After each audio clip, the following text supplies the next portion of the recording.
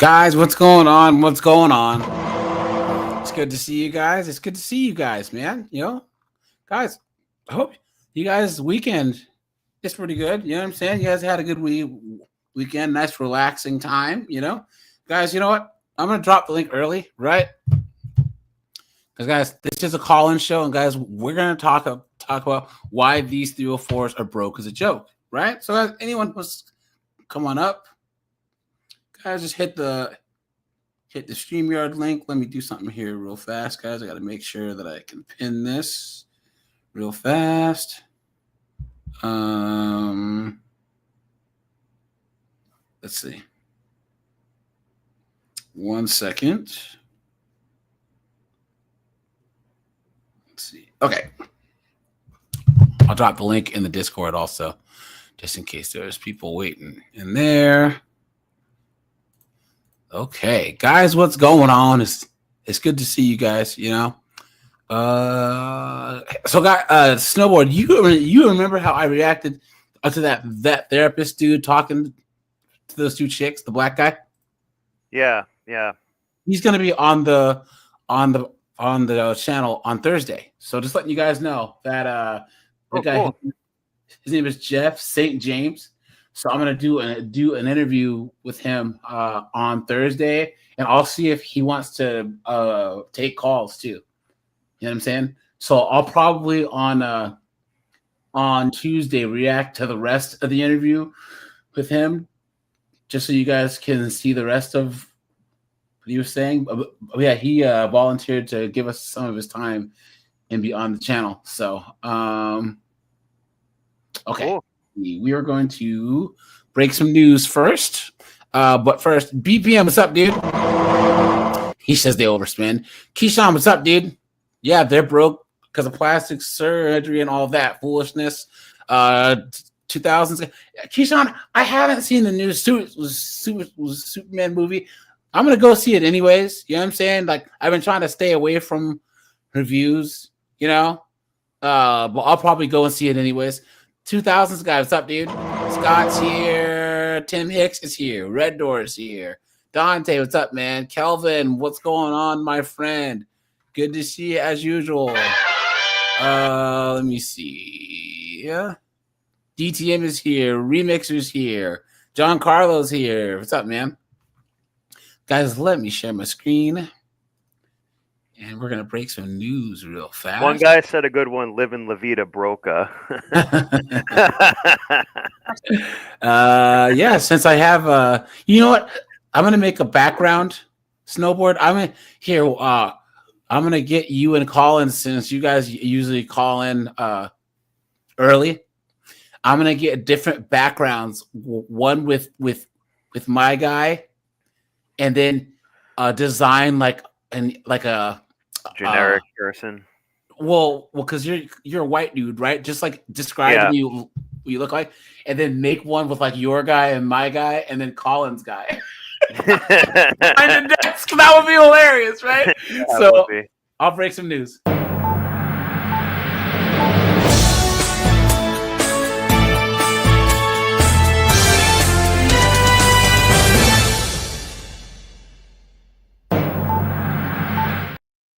Okay, here we go. Top story tonight. An upstate teacher is now being accused of having a relationship with a student. She's now facing multiple charges from multiple agencies. This woman you see here behind us, this is Nicole Callahan.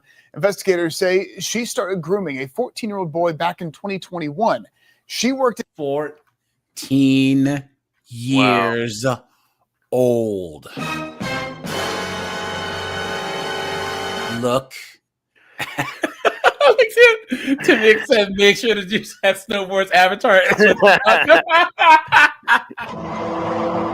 It hates Snowboard. I just want to let you know, dude, that I appreciate how much you support the channel. Guys like you and Colin and all you guys who call in all the time. I appreciate that. It really helps to add to the channel. And I think that people who it's a privilege.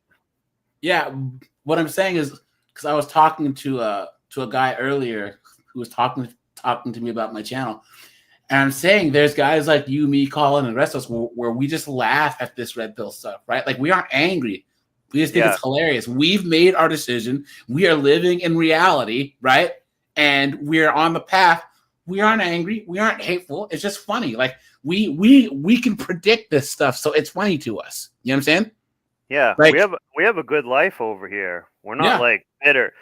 We cover some dark and bitter topics, but we're not like letting it ruin our whole life. We have our own life. 2000s guy said that 10 people ambushed the ICE office. I'll have to look at that. In Anderson County, he was a student in Greenville County. And today, Callahan went before a judge. A detective read a letter written by the victim's mother. Looking back, it sickens me knowing Nikki manipulated our son and our family. She was waiting on this opportunity, and she found the perfect victim and family to prey on. Now, the Anderson County Sheriff's Office says Callahan continued the relationship with the victim for 2 years, claiming she signed the student out of school, took him to practices, and supervised him during after-school activities. The deputies say this led to a prolonged pattern of abuse. And the alleged victim is now 18 years old, and he was in court today and spoke with us after the bond hearing. I would love to bring a more awareness to show that this happens, and it happens a lot, and it's not just to women, it's to men too, and it happens to young children. And good luck, dude. You think that the average person cares that this happens to young boys? Well hung, dude. What's going on, my friend? Long time no see, buddy. Good to see you, man. Daniel, what's up, man? Yeah. Dante says press charges. Oh, yeah, guys, snowboard. When the mother was, that person was just reading about that. She had no emotion at all. She's just reading it off like a grocery list. Yeah, she's like, they found the perfect kid to prey on. Like, this is a probably really innocent, like, nice kid. Like, that's, you can tell when he's talking about this, he's kind of like, he's already kind of becoming messed up from it. Yeah, it's true. That'll stick with him through his whole life. Well, here's the thing, like, this is him probably getting red pilled. Is him seeing how much people don't give a damn. They don't care. Yeah. They do not care. They do not care. Oh, well, you should have, or oh, you probably liked it. Yeah. You know what I'm saying? So, hold on. 1 second, guys. I have to do one thing here. Let's go to my videos. Hold on. Okay, so guys, I'm announcing that for some reason I didn't have the regular Clown World shirt in my store. So guys, I have the actual Clown World shirt now. All right, that the one that I actually have a couple of these that I wear around, but the ones that you see in my avatar, right? So guys, you can actually buy this shirt now. I don't know why it wasn't showing in the store, but you guys can buy these now. So I'll drop the link. Here you go. So anyone who wants a shirt, go and grab one, because I have the other Clown World shirt. The Super Clown World shirt. You see this one? It's Mario as a clown. Oh my God. Yoshi as a clown. You remember Super Mario World? Yeah. Clown World. So yeah. I thought the lettering was like from Mario Kart or something. Yeah. So, but let's go back here. It's got to stop. And the reason why it's repeating, it's because it's happening to those young children. Like, we need to bring more awareness so it can stop, because I would never want someone to go through what I went through, because I don't really think that. Look at this. People are still talking mess about this kid. Mm-hmm. You know what I'm saying? Like, if that was a woman, it would never happen. Yeah. And they would have a violin playing right now and piano, make a whole production about it. Well, he seems gay, so what? This seems sus. Like, this doesn't seem right. Something's wrong. What are you talking about? He's a kid. Yeah. He's a kid. It's ridiculous, man. People would be strong enough to survive it, because I almost didn't. Now, Callahan's attorney says that she is cooperating with the investigation and that they, quote, look forward to a day in court. The attorney also says Callahan is currently pregnant and has no criminal history. The judge. Look at that. Wow. Oh, my God.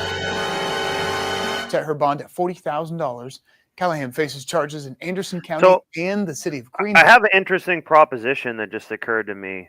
So all these people that like baby deletion, they say, "Oh well, what if the woman got raped? What about now? Maybe Yeah. if it's that kid, he says, I don't want that kid. Now you need to do it. I don't care what the woman wants." Yeah. Yeah. but here's They the thing. would never. They would.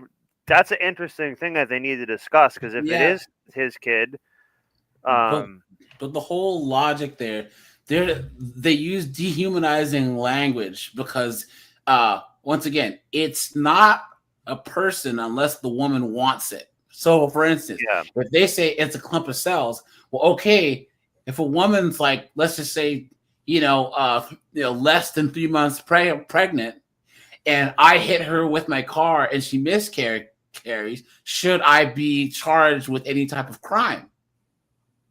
Well, they'll say yes. It's like, but wait a minute. If she deletes it, that's not a crime. Funny how that works, right? But here's the gag, guys. In California, if I were to kick some chick down the stairs, she miscarries, I can't be charged with a crime. perfectly fine. Yeah, Because they have it written into the law that that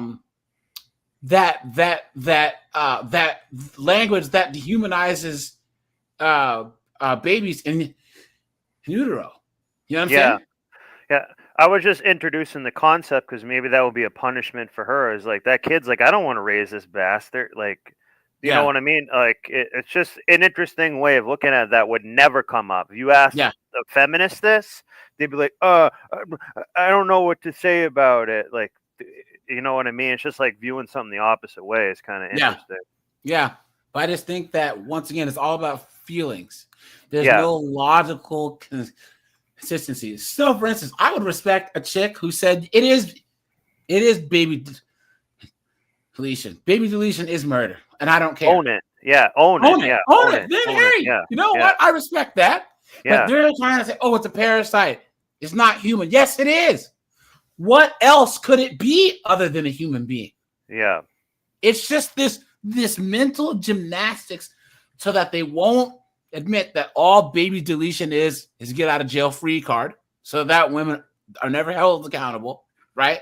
And also to make them feel better about the fact that that they deleted a life. They use the same language for babies in the womb. It's actually worse what they used during the slave trade. At least slaves were considered people. You know what I'm saying? So, and that is symbiotic.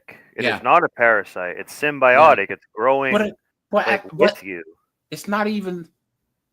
It's not even okay. It's not even that. It's a mother incubating her young. That's there is no symbiotic parasitic. It's just what it is. Yeah.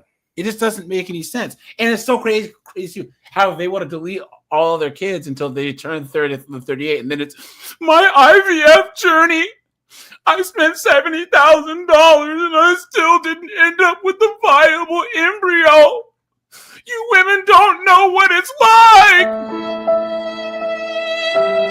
Yep. Clown world. Kelvin says, if they make that kid pay for the baby, then I'll lose all hope. Hey, guys. That might happen. That's what I'm trying to say. It does. Guys, I've said this plenty of times. Yeah, I knew a girl in college who was 21 and got pregnant by a 15-year-old. And she was just emboldened. Oh, well, he needs to step up and take care of his responsibility. She would say that all the time. Like, he's 15 years old. And I was a little bit blue pilled back then. Something told me that something wasn't right. You know what I'm saying? I'm like, what? But then I was like, oh, well, it is what it is. You know what I'm saying? But he was 15. And her idea was that he lied, but still, he needs to man up. He's 15. Yeah. And not only did she not go to jail, she took his family to child support court, and his dad had to pay child support. Clown world. Yeah. Thanks, man, for the $5, man. Appreciate that. Appreciate that. Oh yeah, absolutely. And I want my medication, and I want my croutons, please. Thanks, man. Now, guys, this has to be hands down the dumbest thing I've ever seen. These people attacked an ICE immigration center. Oh my God. Look at that. Hey guys, don't put the R word in the chat. Guys, put SA, put grape, GRAPE, but don't put the RAPE word in the chat. Listen, I got to tell you, if you want to have the fight, I'll have the fight. Okay? If you want to try to tell me that you believe that you somehow represent something more pure, when if you're on the left, you just had 10 young people try to kill ICE officers because their policies suck, because the way they're doing it is wrong. And they look like the usual suspects, right, guys? Yeah. Yeah. Was this the people that were trying to throw the watermelon at the truck that went through like that farming area? No, they attacked an ICE facility. They what? Like the facility itself? Yes. Oh my God. Oh my God. Ambush attack on Texas immigration. That's like that has to war be type stuff. Yeah, that's a big deal. Wow. Something you want to get behind and say, yeah, well, but what? But what are you, nuts? If you want to have a fight, I'm here for it. Okay, because these fringe people on either side, you want somebody to take you on. It was bring in two guys. I want to bring in Victor Avila and Phil Mudd. Population that commits an act of violence. Let me close by saying my big concern as someone who was involved in investigations here is this is a small corner of Texas. This is 10 people who are on social media. Multiply this by 50 states. I don't know how many counties there are in America. And I can tell you that the FBI has a problem. Sorry, guys. This is too long. They will not stop ambushing ICE and Border Patrol because they intend to ambush America. And that's the angle. Here with more details is Nancy Larson, acting U.S. Attorney for the Northern District of Texas. Nancy, thank you for joining us tonight. What can you tell us? Isn't it funny, guys? Now, guys, I'm not going to bring up that certain event in January. So, guys, please don't talk about it. Don't type it. I'm just saying, guys, once again, it's YouTube, guys. Okay? If we're in Discord, we can say whatever we want, but this is YouTube, okay? Isn't it funny, guys, how they'll be like, oh, well, that day in January, they're all violent, but then they'll do this. Isn't that funny how that works, guys? Yeah. And guys, look, I hope that those ICE agents strap up next time. You know what I'm saying? And straight, I'm not even playing. They will now, yeah. Yeah, guys, I don't even know what because happened. if they roll up in a Prius throwing bricks, like that's probably what they did. Like you can still do a lot of damage doing like it's attacking, it's assault. Here it is. All right, let's bring in the U.S. Attorney for the Central District of California, Bill Asaley. Bill, thank you so much for being with us. Really appreciate your time. I know that we got you on here at the last moment. I wanted to get your thoughts on what William Lajeunesse was talking about here. That we saw workplace enforcement under the Obama administration.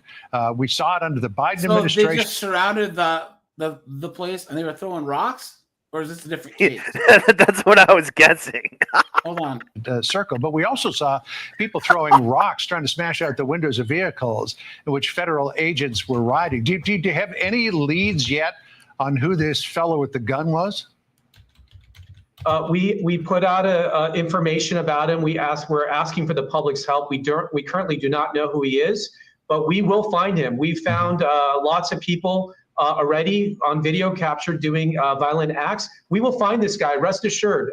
We have the resources to do it.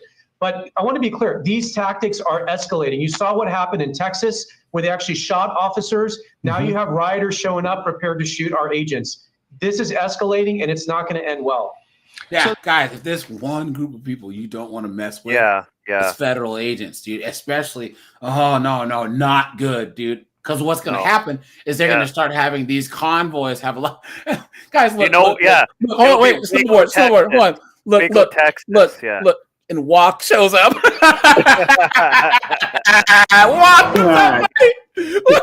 what up? Let's go. Dude, I just been talking to The two B-dubs, dude. I hate B-dubs, dude. I No. hate them. I loathe them. No, we're talking about these knuckleheads that attack this ICE detention center. They're throwing rocks and pulling guns on federal agents. That You know guy what I'm who saying? pulled the gun. Yeah. But when they his send house in is gonna National be Guard, Waco, Texas you know, right why now. did the Marines release batteries? I was I so don't know. happy when they sent the Marines in because I was like, yeah, go in, yeah, release batteries. Yeah, look at this. They will not stop yeah. ambushing. At this point, I think the evidence presented in the complaint speaks for itself, and that there are conclusions that can be drawn that are apparent from what was said and done. We have seen fascist shot a pigs, cop. ICE pigs, profanity. That Are you was serious? the graffiti that was sprayed at the ICE facility, and also the leaflets and brochures that we found on the person of those involved in this assault and attempted murder, and also in the location that we searched. So I think it's fair to say that this is an anarchist ideology, it's an anti-government ideology, and it has turned to violence. Dude, and they don't want the president or the head of ICE sending in more guys to all the bases and saying, "Hey, look, shoot anything that moves," because it's going to end badly for all of these dunderheads. You know what I'm saying? I didn't see this story. Walk, dude. Your microphone's acting up, dude. I didn't see this story, but I'm kind of smelling a little bit of George Soros or some influence like that to get these dunderheads to do something like that, because that's stupid. And like, why are you gonna throw rocks and stuff? Like, I was only kidding when I said they were gonna throw bricks or rocks, but like, that's actually what they're doing. That's just the only way they know how to do anything. A federal agent got shot though. So someone started shooting at the agents too. You know what I'm saying? They're gonna be like Waco, Texas, like at whoever that is. That guy is gonna have tear gas and a tank driving through his front door. It's not smart. Not smart. Yeah. Here's the thing. Let's just say that there's some outside influence. Who cares? It's idiots it's stupid people doing stupid stuff. Of course. Yeah, you know what I'm saying? You could be an outside influence and try to get me to suck a penis, but I'm not going to do it. Guys, here's the thing. I grew up in woke Washington State. Okay, I don't think you guys understand how stupid these people are. There was people that I went to college with that got arrested for trying to. You guys remember in 2004 to 2003 when people were at the port trying to block the military from putting tanks on the boats to go to Iraq? No, they were doing that? Yes! And they were like, AJ, let's cut class and go down. And I was like, y'all are crazy. I don't think so. Your parents might be paying for your education, right? But bro, you gotta be kidding me. Yeah. I honestly don't, guys. There's people out here that are dumb enough in their own woke echo chambers to actually just do this crap. Honestly, because guys, here's the thing. I'm doing a video, guys, on people who are saying Canada's offering refugee status. America's not safe. America's done with. I'm going to run to Canada. There are people that honestly think America's like the worst country on earth. Good riddance. Guys, this is the hyperbolic nature of their thought processes. Because I said it once and I'll say it again. America, we have it so good that we only compare our country to utopia. We don't compare it. We look up and not sideways. Because if you say America, it sucks, well, compared to where? The Middle East? Where women have no rights and get their, what's cut off and, get honor killed and all that other stuff? Well, compared to Africa, where there's famine and still all that stuff goes on? Or what, Southeast Asia or Eastern Europe? Where? Or Europe? Where they have people from sandy areas doing foolishness and they're not as diverse as us? Where in the world is better than the United States? Oh, wait. Yeah, Come and on, man. You know what's really crazy is, as men, no matter where we go, we have it about the same, right? Because we all respect each other. So no matter what country we go to, we're going to respect your laws, respect all the men there. So we get treated the same no matter where we go. And we're not trying to leave. Yeah. They only have it good here. We have Yeah. it good everywhere, but we're not trying to leave. But they're saying that they're going to go to Canada, and so why don't you grab all those ones that are waving those Mexican flags, scoop them up, and take them to Canada with you? Say no. Yep. Let's fly completely over the U.S. Yeah. Let's fly completely over the U.S. and go to Canada. Yep. God, let's see what's up, dude. Ron Johnson's here. What's up, man? Jessica. Jessica says that women have no rights in the Middle East. Is this paradise? Yeah, I responded to one of your videos. That video you made about Iraq. I was like, yeah. But I was like, it's Iran. It's like Iran sounds like a wonderful place. Yeah. I saw that. Yeah. Do you see the possibility, Nancy, of additional charges here? I know there's attempted murder of federal law enforcement, other charges as well. But down the road, or maybe not so far down the road, could there be a RICO conspiracy complaint drawn up against these individuals and others? Because they're going to look through their social media and see that this was a planned thing. And they're going to track down everyone else who had a hand in it too. And guys, I can't wait for people to try and do the same thing, but this time they're going to be ready. And guys, it's oh my god, it's going to be shooting fish in a barrel. People they don't understand, guys. This is why you got to have like rednecks and former military side, because those guys can actually fight back against federal agents. They're actually better armed. Yes, they are. Yeah, I was saying I guaranteed they were throwing rocks and stuff. I was saying that as a joke, but true. Yep. Yeah, release the Redneck Defense Force. Yep. More time to investigate, and at that point, if it does go to indictment, we will add additional charges, I'm sure. And when I say if it does go to indictment, you know that sometimes people, when they see the overwhelming evidence, they do plead guilty. Now, all we have are allegations at this point, and nobody has said anything about. How stupid can you be? Here we go, guys, and then we'll get in the Joining me now on the topic. So, here you go. Phone acting ICE director Todd Lyons. Director, very good to have you with us today. You see William LaJeunesse numbers about prior administrations removing greater numbers of people than the Trump administration. And during those removals, we did not see violence. We didn't see rocks thrown at vans. We didn't see agents who were followed from the beginning of their trip there all the way to the end, as if Isn't it funny how that works, guys? Somebody tipped them off. So what is going on, Director?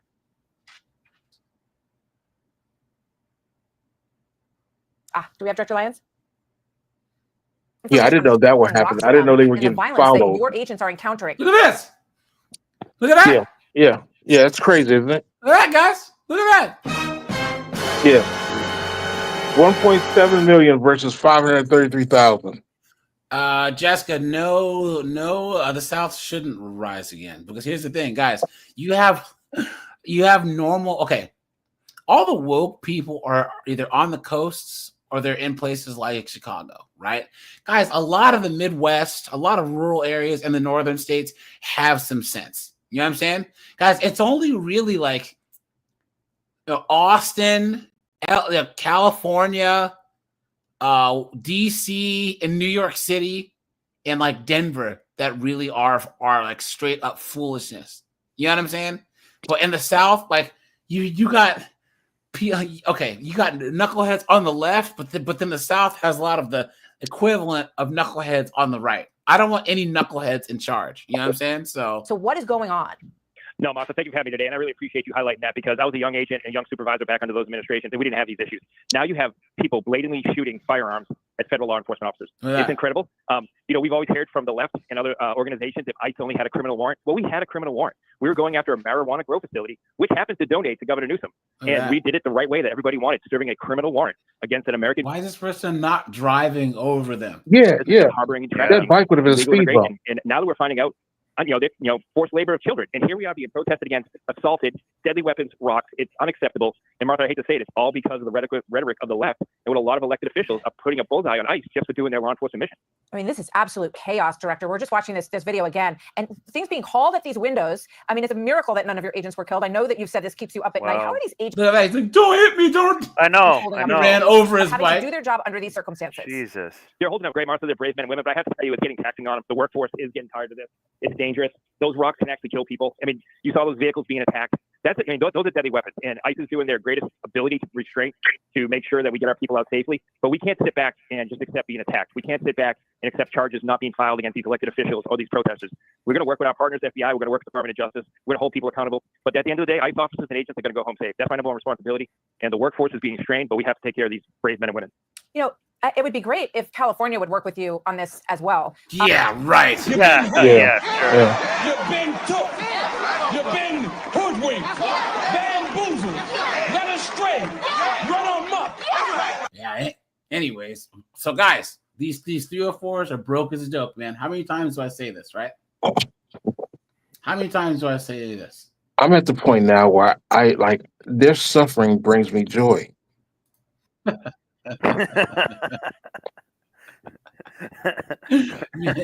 Guys, honestly, it is satisfying in a way. It does. It is. Because they, when you were suffering, they would put it right in your face and be like, you know what I mean? So it's like, if they saw you cut and bleeding on the ground, they would walk over you, go into the store, buy some salt, come back, and pour it on you. Yeah, like Diddy has his freak off parties, right? Like me, I like watching videos about them getting evicted and getting their car repoed. That's when I grab my bottle of baby oil. Speaking of that, guys, go and get your 304 Tears mug, man. You know what I'm saying? There you go. This is one of the best sellers. So guys, make sure to grab yourself one of those. Yeah, guys, once again, these 304s broke as a joke, man. You guys, walk, snowboard, cook with me. The only reason why they're so lackadaisical about money is because they expect one of us to swoop in and pay the bills. Absolutely. Here I come to save the day. Right, guys? Yeah. Or I have one other thing that they kind of think that it's like they go to a city, okay, let's, I don't know, San Francisco or something. They live there for a little bit, realize they messed up, but then it's the typical Hallmark or Lifetime movie archetype. I start to move home to my small town, and then I get some guy who's a painter, peasant worker, and I kind of like start to fall in love with him because I don't want to live in the big city anymore. Like, but that actually happens for a lot of women. Yeah, but by then they have the herp derp, the high five. But they find a simp. They find a simp though. $200,000 in student loans. Yeah, and they treat the guy like absolute crap. I've seen that when I was in Oklahoma. A lot of these little small town Oklahoma girls would, I'm gonna move to California and make it. Yeah. Dude, like 3 months later, they'd be back and they have an H addiction. Full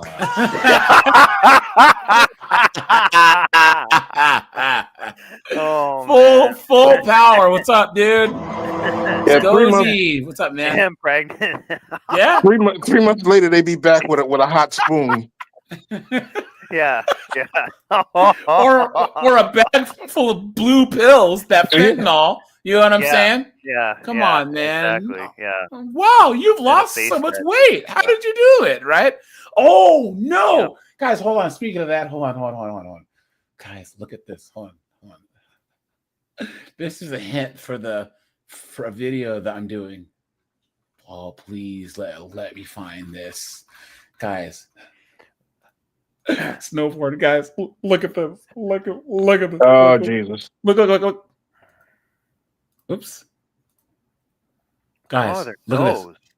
Dude, she did so much coke. Her nose got destroyed. Look at that. Oh my god. Your nose didn't do this. Your coke does this. Do you understand the difference? Your nose Oh my god. didn't deteriorate. Oh man. However, if you did as much as I did for as long as I did, then it's very possible that your coke Oh, she's still alive. Yeah. So it's not my coke doesn't do this. Your coke does this. I promise. Yeah, it's garbage. You anti-whore. Yeah. Guys, how much blow do you have to do? She's a literal anteater 304. This is like Jesus, insane. dude. Look at this. Jeez. Wow. Did she ever And say that must have how been long she very was on low it? grade garbage because she was having like pool cleaner up in there or something like that. Run to the Yale. No, Yale. You remember? Yeah. He's on the level. He's in mine. The Scarface song, remember? No, Yale. Look. I wouldn't be me if I didn't go through all the things that I went through. So yeah, it was worth it. Look at that. It's worth it because what you go through shapes you for your future. And I think it was meant to go What future do you plan to have with a nose like that? through all of the things. So yeah, it was worth it. And I know you think you did something with this comment, but really it's just really fucking dumb. And Oh, look, and she can't even laugh now. That snorting noise. I'm laughing at you. Look at that. Jesus. Oliver, your devices aren't connected. So yeah. Hold on, guys. We'll do one more. So my husband and I were alcoholics. About a year into our marriage, my husband got pancreatitis. He was in the hospital for 4 months. He had like 8 surgeries. He lost 120 pounds. He came home with a bunch of antibiotics and painkillers and mood stabilizers and all sorts of new diagnoses. We stayed at home from then on, and about 2 months into coming home from the hospital, the doctors actually took the pain medicine from him, thinking that he was crutching on it and that he was maybe abusing it. So yeah, he probably was. Because of that fact, She was abusing he it. decided that he needed something to help him with the pain. And So he started drinking again. I went with him. He went but- to the streets and got some heroin. Went You know what I'm saying? H-Town. On the H train.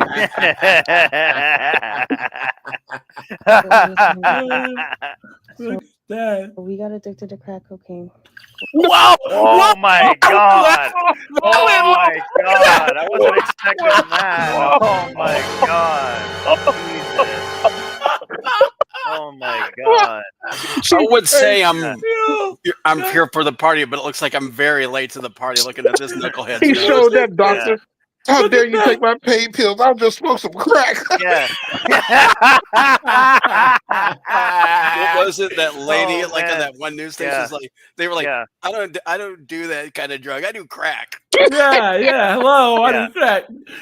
Guys, they went 0 to. Streets. I'm a bitch from the streets. I get that money. I get that money. Bitch, give me what you got. Wow. For about a year and a half, day in, day out. We were pretty big addicts. Whoa. She said weird. Weird. Yeah. So she started smoking crack too? Yeah. Yep. Oh, yep. yeah. We did not wake Wow. Uh-oh. On. So his excuse was because he didn't have his pain meds. What was her excuse to start hitting the pipe? Yeah, but I She put a think. big red nose to cover that. Yeah, but her husband perished though. He's no longer with us. Yeah. Oh no. That. Here we go. We were pretty big addicts. Unfortunately, one day he did not wake up. And that day I went into recovery. I How convenient. put everything away. I started a new life. I said I was going to do things right. And I was clean for 8 months. And then I relapsed. And I relapsed for 3.5 years. 3.5 years.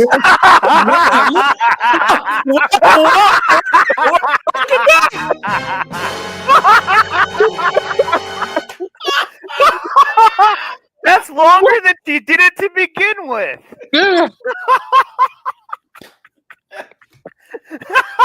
Yeah. She just said that so casually. She said that so casually. Guys, this has so many twists and turns. Because That's like saying, then I was out of work for 3.5 years. You know what I Guys, mean? we need to talk more about these female addicts because they're everywhere. You They know what are, I'm saying? dude. They are. I Guys, promise never. you, the vast majority of women in the dating pool are addicts. Yeah. And they're also Addicted. they're also selling it. Yeah, If you know what I mean. Zoloft, Xanax, opioids, alcohol. Guys, gambling. Gambling's a big one with these chicks. Gambling's a big one. Yeah. TikTok, they're really big. Yeah. I mean, addicted to TikTok. They have to post every So freaking TikTok is a therapist. They don't go get therapy. So they think if they turn on TikTok, there'll be nobody watching them. I mean, literally, like you're scrolling through and you'll be the first one in their live stream, and they've been talking. They've been talking for like 2 hours. Yeah. Yep, that's true. It's true. Luckily, I got a second chance, and I went to an inpatient facility for 30 days.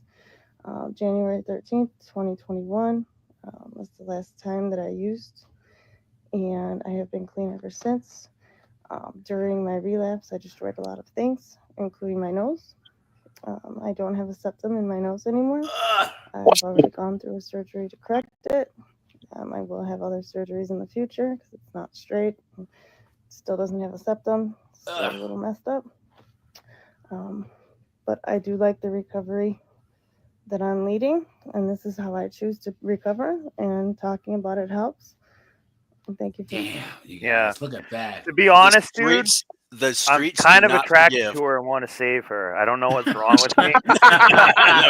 Well, no, I'm not that's a kidding. lie. It's That's a just lie, sad. Snowboarder. She's not black. That's a lie. The streets do not forgive, gents. Oh, look at that. All right, guys, here we go. This is the evolution of her nose. You guys ready? This is evolution of the ultimate crack 304. Okay? Okay? Okay? Jesus. Jesus Christ. Jeez. Look at that. Damn. It's like the more the pictures go along, it's like she's converted to the little hat people's religion. Oh, it's melting her face off. Yeah. Damn. Jesus. And this is just from nose candy? Yes. Yeah. Well, No, that's nose obviously clamps, been cut with a bunch of garbage because people in 1980s didn't end up looking like this. This has like baby powder, pool cleaner. I don't know what's in there. All types of stuff. So guys, all you guys that are just joining, probably like, what the hell did we just stumble into? Yeah, I know. And you know what she said, AJ, when she snorts it? She's like, who knows what's added into this?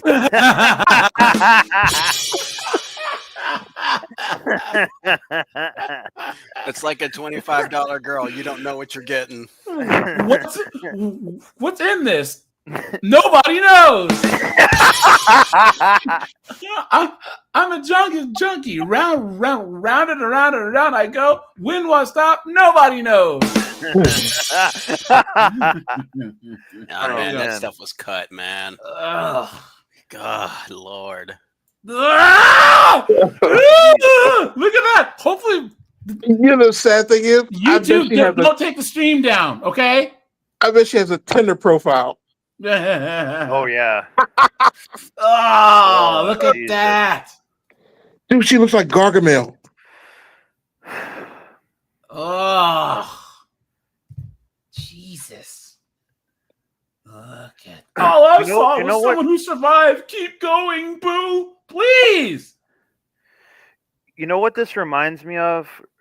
There's like a movie that's from like the early 2000s or something where they play like this like almost classical music through it, and like one guy they're taking drugs and like loses his arm eventually, and it keeps getting like worse. Requiem for that's what this whole is.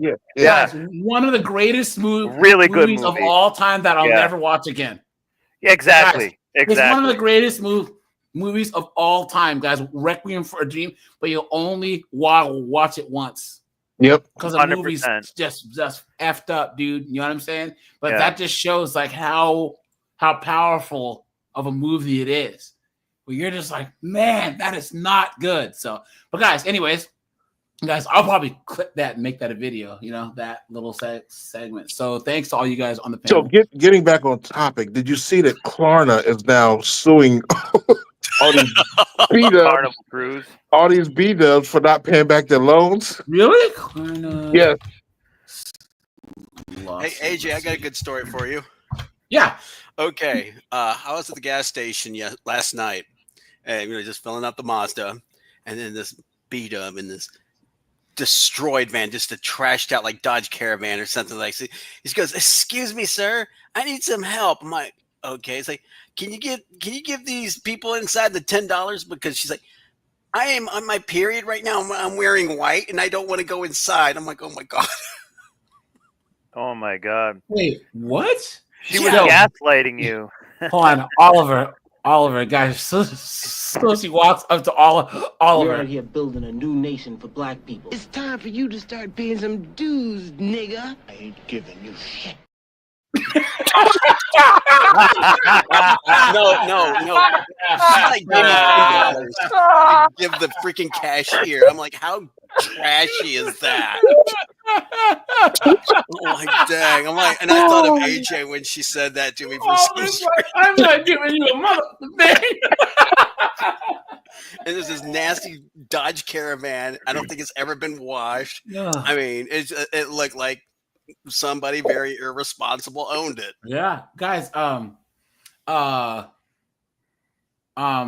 was back in the day. I had a 4-door Civic Si. It was a 2011. And I love that car. It's one of my favorite cars I ever owned. And but the AC kept going out. The 2008 to 2012s have a factory defect in the air conditioning, where it keeps going out. So I had to fix it twice, and then it went out a third time. So I sold the car. But so I was at the gas station getting gas, and this black dude pulls up in a Chrysler 300 on like 21-inch rims.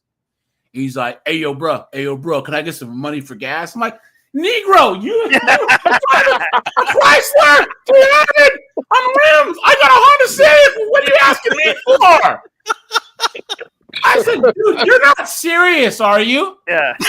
But, oh man, you ain't helping me out. I'm like, you have a Chrysler 300.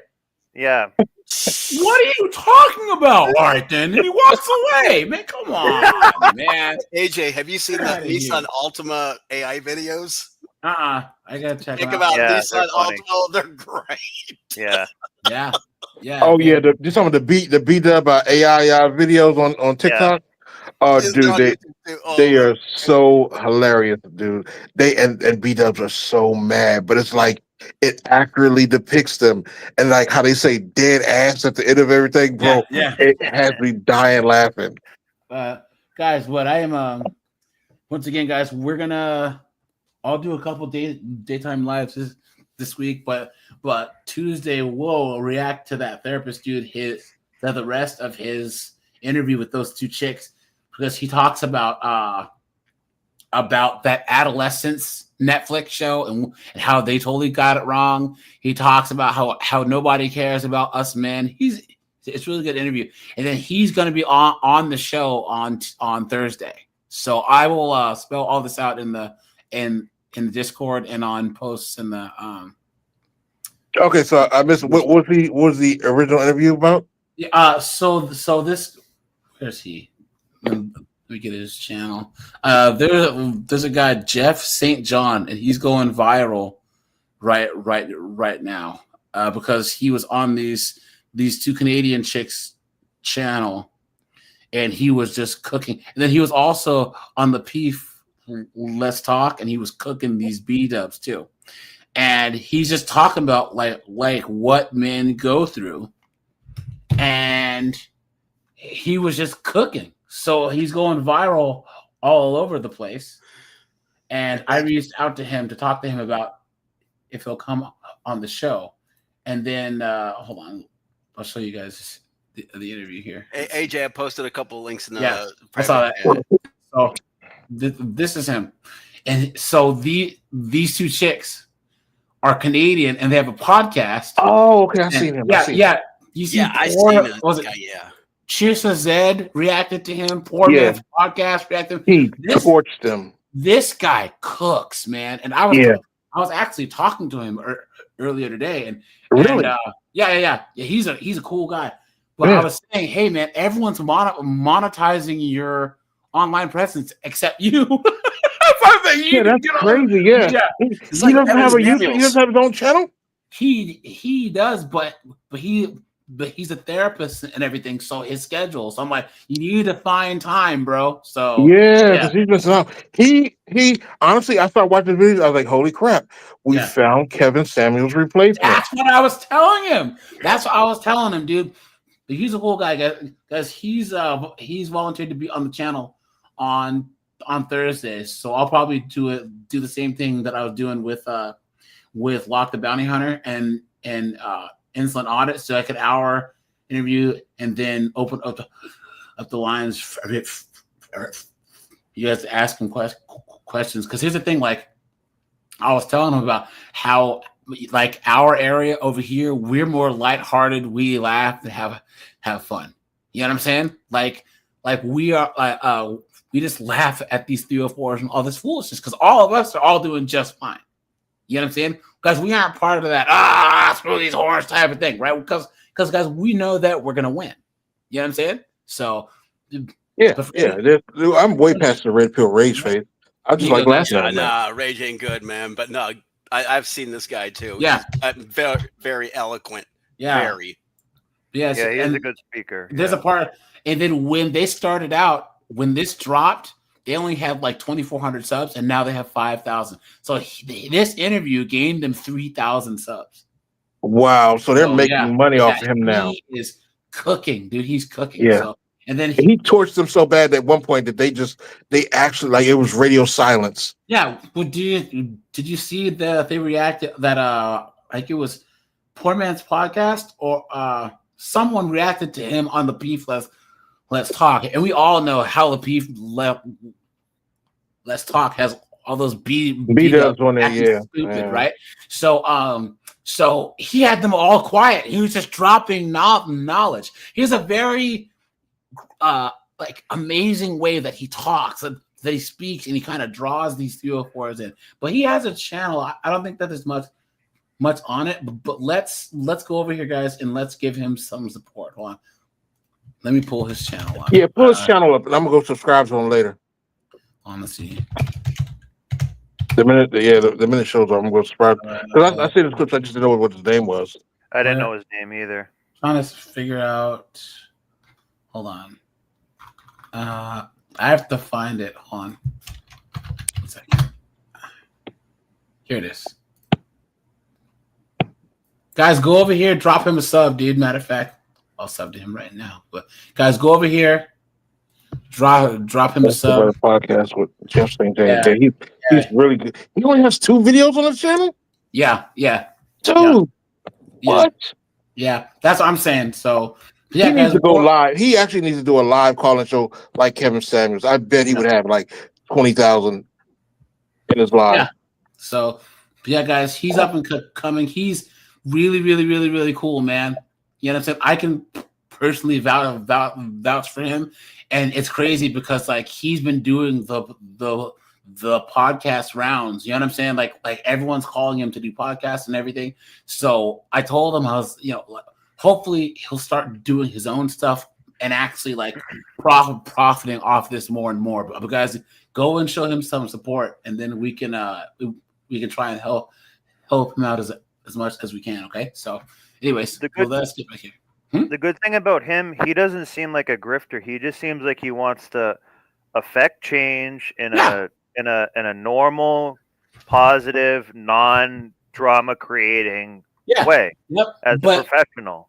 I think that was one of the things that I saw because I watched the whole Lapeef Let's Talk interview, and he's not about drama or foolishness. Like I watched his face when these B-dubs are like, and he was just like, the hell? He's a professional, guys. He doesn't have time for this foolishness. You know what I'm saying? Right. So that's what I like about him.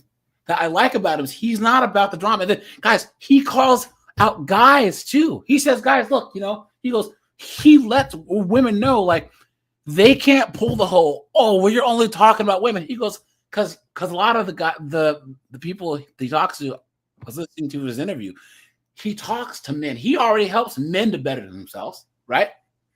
He has sessions with men that come to him saying, "Look, dude, I am lost." So he already talked about men doing the work, right? But these women can't try and talk to him about men not doing anything when he knows for a fact that we are. But now it's up to them. You know what I'm saying? It's up to these broads to show that. Yeah. Doing something. So, He's almost like what a female therapist should be to a female in a way. Yes. Yeah. But they don't. Strange But way. they don't. Yeah. Because they hold them accountable and they won't come back. Yeah. That's why they're in therapy for 10 years. Yeah. I actually had that conversation with a girl the other day. I said, at some point in time, you're supposed to graduate from therapy. Thank you. Thank you. You're not supposed to be saying every year, I just didn't know my worth, and then go right back to therapy. Facts. That's true. Yeah. They're more. Well, that's the symptom of being ran through. Yeah. Light World. What's up, dude? He said the men asked the women, "What do you bring to the table?"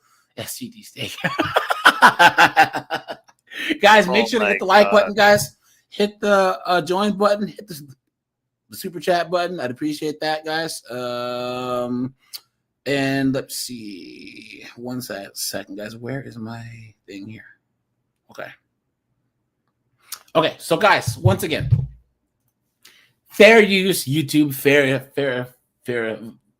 use. Isn't it funny, guys, how these chicks make their budget channels and finance channels after they're freaking $30,000 or $100,000 in debt, right? Isn't it funny how that works? You know how much I roll my eyes every time I run into these knuckleheads? Yeah, I mean, I have an accounting degree, and it's like, oh my God.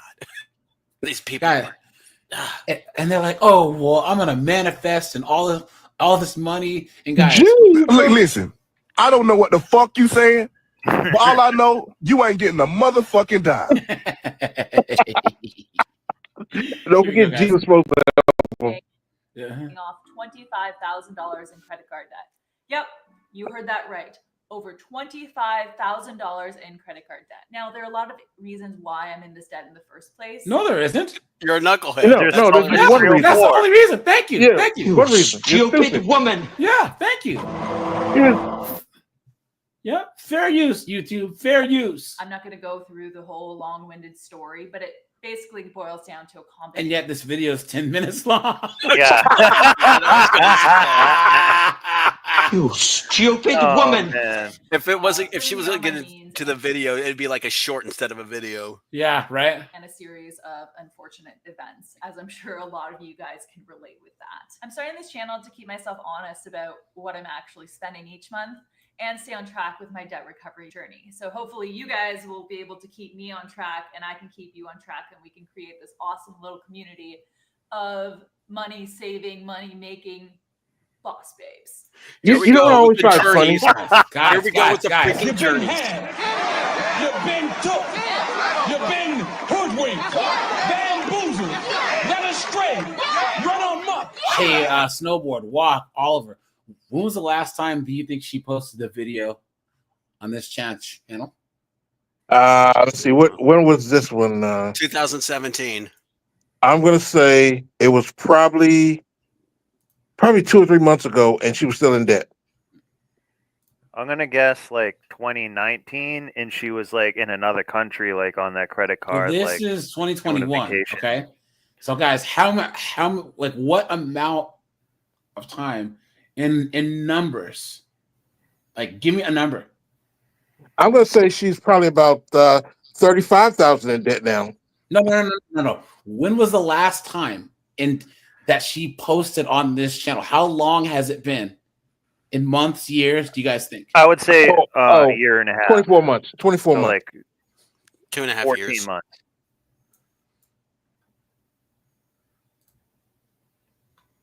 That's 3 years. Look at Like- that, guys. Look at Oh, that. Well, Crash and burn. well, she had to sell her cell phone, so she and her laptop. So she can't make any deals anymore. Either that, or Yeah. guys, we all know what she's doing now. Y'all want to ask me what I'm doing? I'm Yep. at home. Look at this. I work at There's that video. Home. Y'all want to know what company I work at? I work at Home. Look at that, guys. Look at this. The fourth video, like on the right, $25,000 paid off. The journey isn't perfect, but well worth it. What? Yeah, right. Why is she so? Come on, man. How I got fired, promoted, and quit my job all in the same week, in the same 3 weeks. Please. Here we go, guys. Let's see. What's up, YouTube? Awesome little community income on top of my regular 9-to-5 job, but also to generate new ways of bringing in income on top of my regular 9-to-5 job. So for today's intro video, I've put together my finances from February of what I thought I was going to spend and what I actually spent. So let's take a look at my February spending and saving. So Total monthly income is only $4,500. Wow, I get taxed more than that. Me too. Yeah. Total monthly income is $4,400. Yikes, man. Very spending and saving. So I get paid bi-weekly, so every 2 weeks on the Friday. In the month of February, I got paid twice. I make $80,000. That may sound like a lot, it may not sound like a lot, depending on where in the world you live. So after tax. Well, she's in Canada, so she's cooked. Yeah. Guys, look at wow. Her rent's $1,700 a month, and then she makes what is that take home? Those two payments, I made $4,463. I didn't expect to make any extra income, but I actually ended up making an extra $64,000. That would have been amazing. $64 on Medium, which is like a writing platform that I'll talk about in a later video. So my true amount that I made is $4,527. Now I projected that I would spend $3,000. Now imagine if she had a husband, right? Imagine, and this income was doubled, right? Like he was bringing in, $6,000-$7,000 a month, right? Yes, they don't understand that part. They don't understand that part that their income is meant to be supplemental to his, because men are always going to out-earn women. Yep. Men are going to out-earn women. So they bring in a small paycheck to help with some of the residual bills, like the cable bill, the light bill, right? But according to all the podcasts and stuff, all these chicks all out-earn all men. All these chicks are all millionaires. Yeah, right. You've been had. You've been took. You've been hoodwinked, bamboozled, led astray, run amok. Guys, the average chick makes barely $40,000 a year, and that's with a 4-year degree. Yeah, only 6% of women earn six figures. It's funny that all these women try and act like, well, we're making money. Well, who's we? Because it ain't you. It ain't you. Yeah. George says, they're the brokest, most evicted millionaires I've ever seen in my life. I know, right? Good Lord. They're the brokest, most evicted entrepreneurs there are. Yeah. Come on, man. George says, I'd love to debate why cruising is the best bang for your buck vacation. George, there is no debate. If that's good for you, fine. I just don't like the ocean. I'm claustrophobic, so I don't like being in small spaces, and I don't like being in small spaces with a whole bunch of people. I just do not like cruises. I'm not. If you want to go on one, fine. I have an older sister who's single AF that's gonna die alone. She goes on cruises all the time. Is this the one you hate? Well, it's not. It's just a strong distaste. You know what I'm saying? She's everything that you despise, right? Yeah. Yeah, you guys have no idea what it's like having a beat up sister, man. Yeah. Here's the thing. Well, I came from a black 2-parent professional college educated household. My sister still ended up being a single mom. So she makes good money, obviously, but now she's 48. She's single AF. You know what I mean? My nephew, he does good, obviously, but she should not have turned out this way. There's no reason why she shouldn't have been married, with a couple kids, whatever. But it's the culture. She fell into this whole black woman BS, B-dub foolishness. Scott says me too. So, Laughing Man, what's up, man? Good to see you, my friend, as usual. Dude, my Good to sister see you. Hold on. make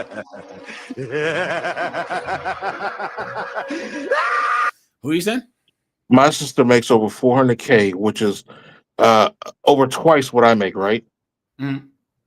When my mom passed away last Thanksgiving, the funeral cost $13,000. She didn't even have $1,000 in her bank account. I had to Damn. fork over all $13K to have my mom buried because she was trying to pay $500 to cremate her. Damn. And like she was okay with this. Seriously? Like, yeah, I'm dead serious. She was okay with. Disrespectful. She was okay with. I'm like, no, my mom's not gonna be put in some urn and set on a shelf. No, she has like me and the lady didn't get along, right? I'm like, but I'm not gonna allow her to be, put in an urn just because you're broke and you're horrible with your money. I'll pay the money. So I paid $13,000 out of my own pocket, even though she makes 400K. Yeah, guys. Okay, here we go. Doug, what up, Doug? You know what's funny, Walk? She couldn't even earn that money. Oh man.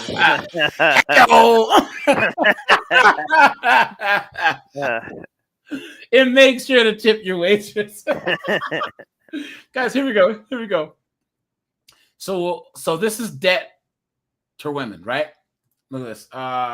Men have 36%. No, this is an old number. This is outstanding federal student loan debt. It's like 75% now. It says 2025 at the bottom. Is this? Yeah, but it this says can't be the 2025 overall at the number. bottom. Is this outstanding meaning like past due? It hasn't been paid. No, it's open. It's a balance due. They owe. Huh. Because this number has always been higher. So something must have changed. But yeah, they're getting garnished. So the average student loan debt with women is $31,276.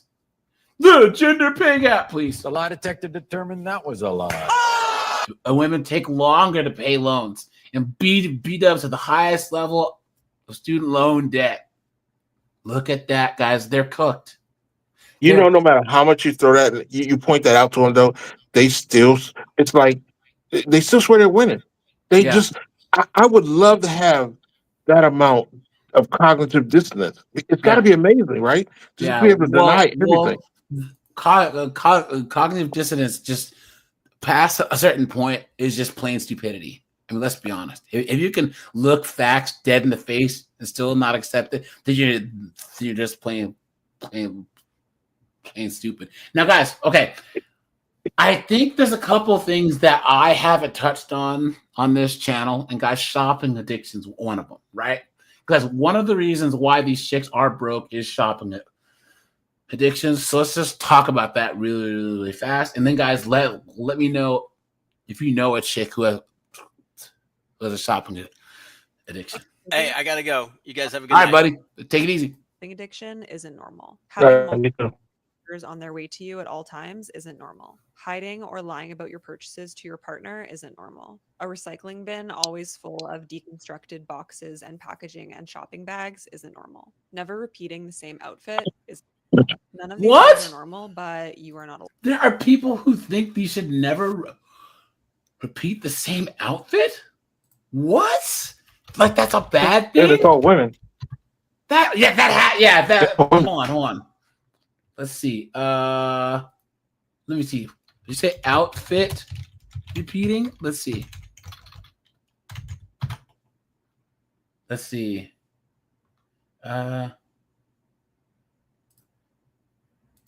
anyone repeat outfits? Like, I have this all sorted out, okay? Like, Monday, Wednesdays, and Fridays are my days where I see the same people, and then Tuesdays and Thursdays are the days I see different people. So I will repeat. Both an outfit repeater and an outfit remember. I'm going to hold your hand when I say this. Please rewear your outfits. Please rewear your clothes. Exhibit A. They think that that's like advice? Guys, have you heard of this? Like, they have to... What?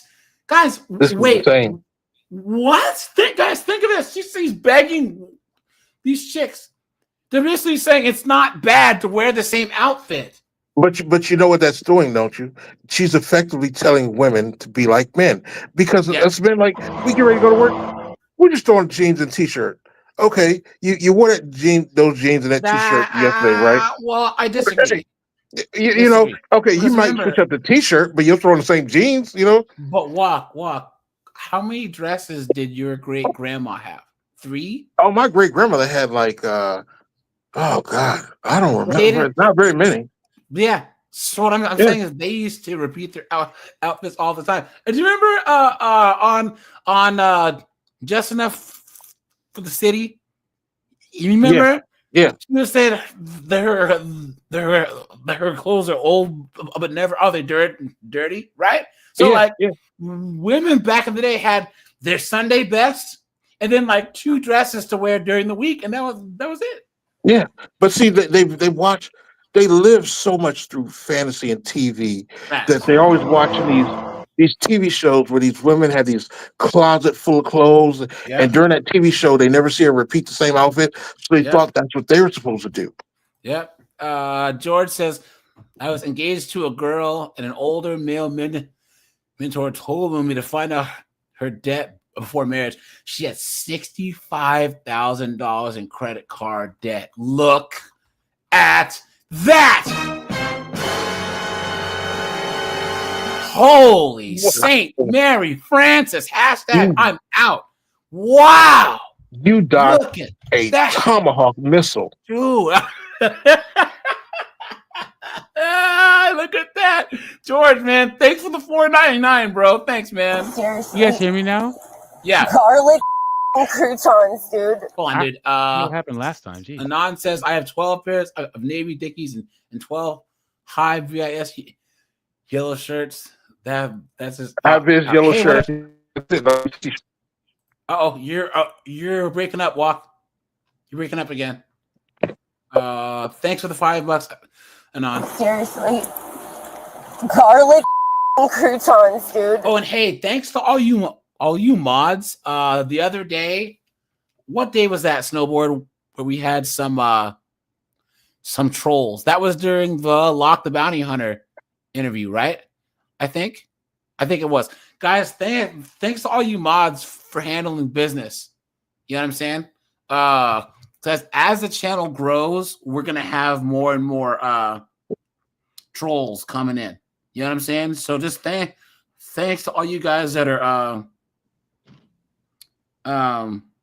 mods on the channel. You know what I'm saying? So have you ever seen any of those articles where it's like women will spend $562,000 more in their lives than men because it's so much more expensive being a woman? Have you seen those articles before? Yep. Guys, we're gonna touch on that here in a second. Yep. You know why, don't you? You know why it's so expensive being a woman? Because stupidity isn't cheap.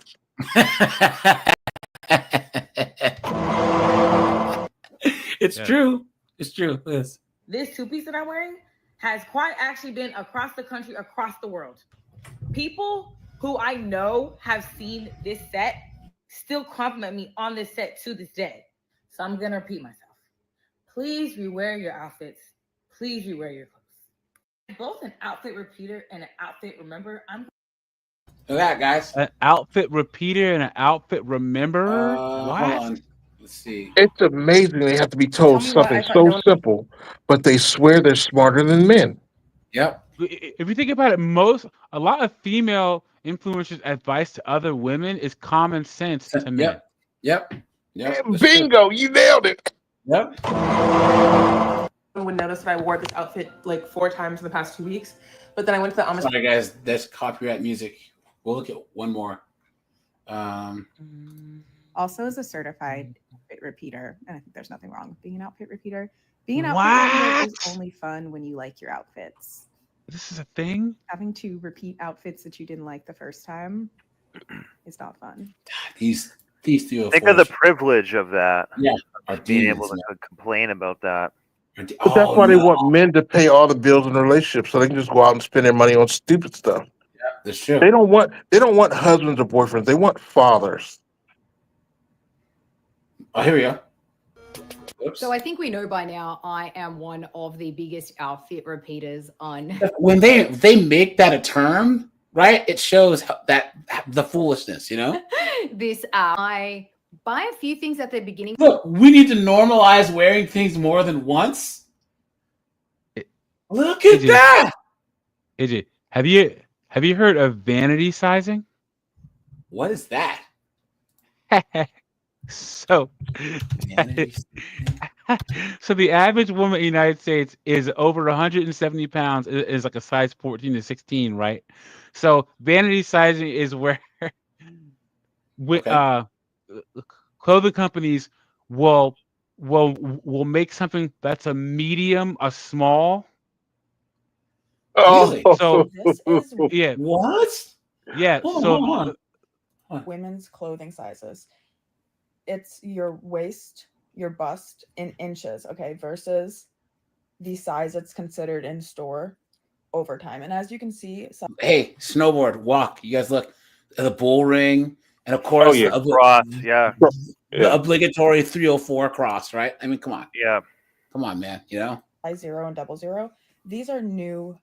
They're like new thing. A women's size 8 would be a 1958 US women's size 16. Whoa! There you go. There it is. Look at that. So they're basically lying about this. The clothing companies are changing the labels of the actual sizes to make them feel better about being fat. You got it. Ding, ding, Yes. ding, ding. There it is. So now you have these naturally skinny women that are like, I can't even shop in the women's section anymore. I have to shop in the little girl section. I'm a size 2 naturally. The stick says I've been an extra small 0 my entire adult life. Now the extra smalls are too big on me, even though I'm 10 pounds heavier. The extra small sizes are way too small. It's all over the place. What are you saying?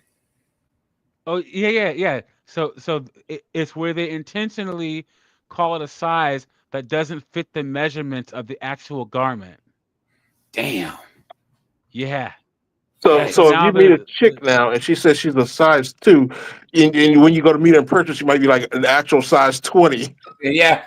She's a size 6 when she walks up to you on the date.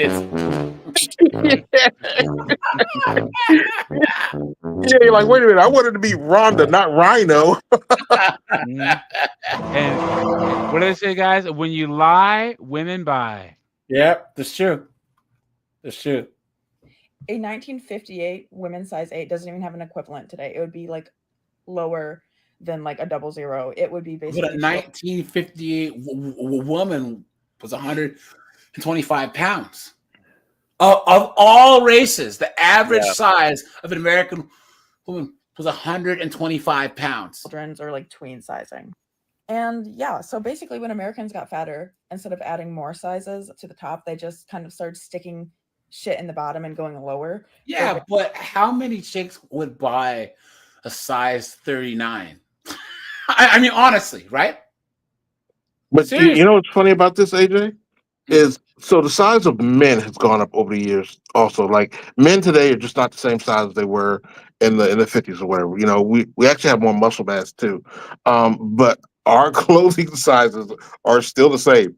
An XL shirt from 20 years ago is still an XL shirt today. Well, I would argue that and snowboard walk, all you guys that have button down shirts.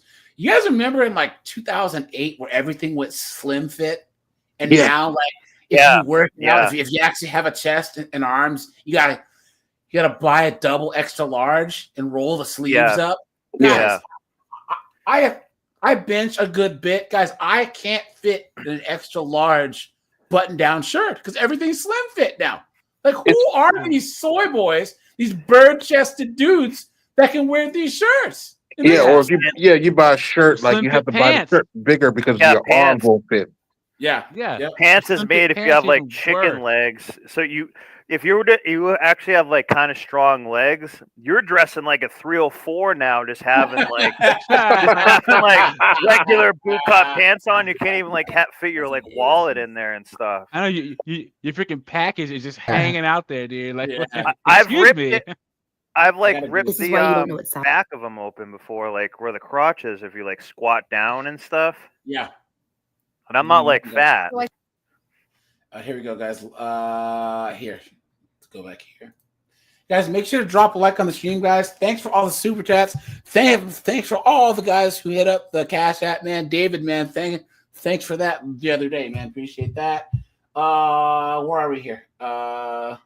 Joking around about having a shopping addiction isn't normal. Having multiple online orders on their way to you at all times isn't normal. Hiding or lying about your purchases to your partner isn't normal. A recycling bin always full of deconstructed boxes and packaging and shopping bags isn't normal. Never repeating the same outfit isn't normal. None of these things are normal, but you are not alone. I'm Hannah. I'm a former broke shopaholic who dealt with all of these things, and I'm here to help you balance healthy spending habits with your love of getting dressed. If you want more tips to quit, That's an oxymoron. Yeah. You can't have healthy spending habits and have a love Yeah. of getting dressed. The best way to stay out of debt is to dress practically. And guys, isn't it funny? Guys, have you ever like been around a chick that's like an immigrant? She's like a foreigner and like she grew up poor, but she still looks good. You know what I'm saying? Yeah. Like there's a lot of Ethiopian chicks that I know that are just gorgeous and they don't spend a lot of money on clothes. Even the ones that I know that make a lot of money. You know what I'm saying? They're just simple. Or like a lot of Asian girls I know, Koreans, Japanese, they're just chill. You know what I'm saying? They're not dressing too crazy, you know? So Hey, Jay. Ethiopian women are some of the most beautiful women on the planet. They're like real life anime characters. They are, dude. They are absolutely gorgeous, man. I live around a bunch of them, and I'm like, oh my god. Yeah, and Like- the standard though, the dressing standard used to be to frame your face. That was it. Yeah. Frame Yeah. your face, not make your booty extra big and not hang everything out. So it's like changed over time, right? So ones that And- do that actually look really good because they're not going extreme. Well, there's a couple of Muslim chicks that I work with, right? And like a couple of them, they have to wear the hijab, whatever. But a lot of them are thin and their faces are pretty. You know what I'm saying? But like they're not revealing a lot of stuff. I think that one of them, like that, they aren't from the countries where we have to wear the long, flowing robes, but they wear like pants, a shirt, and then like a long sleeve shirt underneath, but they still look good. You know what I'm saying? Like they do a decent amount of makeup, whatever. But these chicks don't understand. You don't have to be all friggin' have your stuff hanging out to look Cardi hot. B. Yeah. Yeah. So and the most Cardi attractive thing on them is their smile. They are very pleasant to be around. Yeah. Well, also, you need to accentuate all those things if you have no personality. Yeah. Too, Yeah. you know what I mean? Yeah, that was the You kinda assumption. have to. Yeah. Yep. Here we go, guys. There's this other chick here. I'm really about to get rid of all of this makeup and junk that I have. Look at here. all that shit snowboarder bought. Oh, this is on his freaking Sorry about that, yeah. Amex card. Yeah. On the underconsumption movement because I realized that I Yeah, right. An under consumption movement with these broke dunderheads. You've been had. You've been took. You've been hoodwinked. Bamboozled. Led astray. Run Yeah. amok. Come on. We could probably do a calculation of all the for lack of a better term, litter or waste from makeup products. It probably is like a 15-mile long island that floats in the ocean of just garbage. I think Walk said like most makeup is like bat crap. It is. I was just about to say that. It's Yeah. made out of bat poop. I'm not rubbing another animal's feces on my face. It's But weird. Here's the thing, though. Even then, the rest of the chemicals. That's another reason why these 304s have lost their goddamn minds too. Guys, all the chemicals. Yeah, the chemicals in their brain. Yeah, In when they their do hair. autopsies on them, they actually find the chemicals in their brain. Yeah, that's true. All the soaps and conditioners and all this stuff. Guys, we use regular soap. You know what I'm saying? Like regular Remember stuff. the micro Irish bead? Spring. That was all Yeah. makeup too. Yeah, true. Yep, that's true. Literally have an addiction. When I'm happy, I shop. When I'm sad, I shop. And I'm literally the girl who gets like 5-7 Amazon packages a day, and I literally don't even know what's in the boxes because I don't remember what I order because I'm constantly ordering. I have like 50 bathing suits. I love how she has this like inspirational music or whatever. I grew up believing that you need an outfit for every occasion that's new to feel special and to feel good about yourself. And I'm just done with it because it's really just more clutter in my life that I. And here's the thing, because she's not a bad looking woman. She's still a little bit heavier. She could be about 10, 15 pounds lighter. But Walk, Doug and PA cook with you here. She's a lighter skinned chick. If this was, the 90s or the 2000s, she could have just married a basketball player or something, and then had him buy all this stuff for her. You know what I'm saying? Like hot, lighter skinned chicks in the black community have always been able to get the most successful guys. And that's the thing about it. I don't understand why a lot of women want to go out there and fight in the world of men, where if they find a good guy, he'll just give her the world and she doesn't have to do anything. That's well, true. except Yep. shut up. Yeah, except and make a shut sandwich up. every once in a Yeah. while. And But shutting up isn't even doing anything. It's actually not doing anything. That's true. Yep. I do not need. And I feel like for the longest time, God has been telling me. Of course. It's all about Jesus. Please, guys, it's only when they mess their lives up that they start talking about Jesus. When they have the bastard kids, the herp dirt, student loans, and going bankrupt. Then it's all about Jesus, please. What a mess. Come to Notice what she said about the problem too. What's that? She didn't say anything about spending. She said, "Oh, it's just cluttering up my life." Yeah, so she might that's already true. have her sugar daddy paying for all this stuff. To be honest, Yeah. she's just trying to make a brand for herself. It's true. I stopped trying to find pleasure in all of these things because in reality, the pleasure is temporary. I will literally. What about those? Get something. There's a obligatory cross and those stupid nails. Something that's new and I can't, guys. I can't. But the foundational problem with her is that she has a mental health issue or something's wrong with her, where she feels the need to buy these things to get a dopamine hit to feel fulfilled. She's trying to feel fulfilled, really. Yeah. She's Well, just buying crap, and getting stimulated from like spending the money. You know what I Yep. mean? Like hitting spend and having the packages show up. John James, Or it's a what's up, flex. dude? My mother's third. Hold on. First things, what's up, dude? And Walk, hey, asking you specifically, how old do you think that other chick was? Oh, the BW that just left? Yeah. I would say probably about 24. You think so?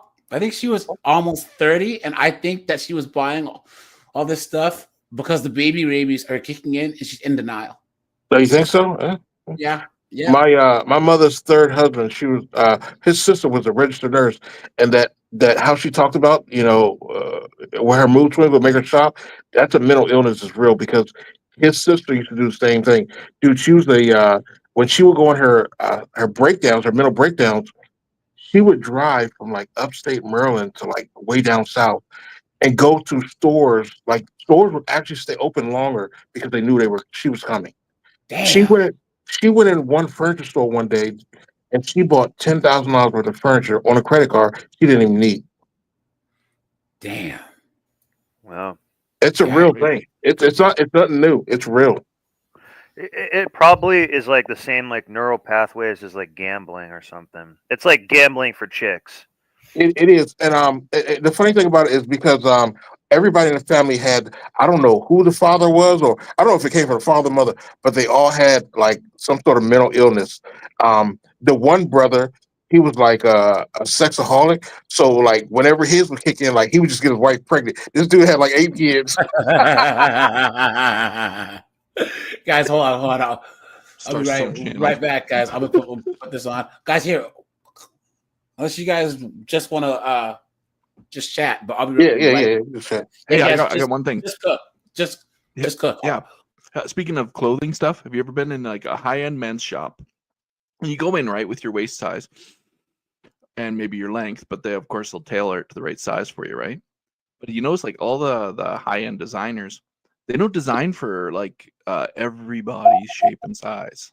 Yeah, they They've got don't. a specific. They want it to look good on you, and if you're too fat for this proportion or you're too tall and skinny for this proportion, they just don't got it for you, which is like amazing, right? Because it's like they know what looks good. They're not going to sell you crap.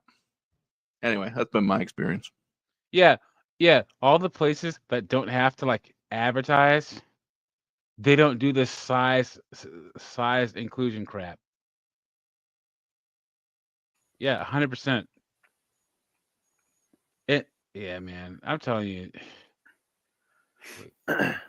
But it's just a way that they show that it panders to women. But if I was a salesperson or something like at one of these companies, it's a great move. Like Well, see you why guys they know. did it.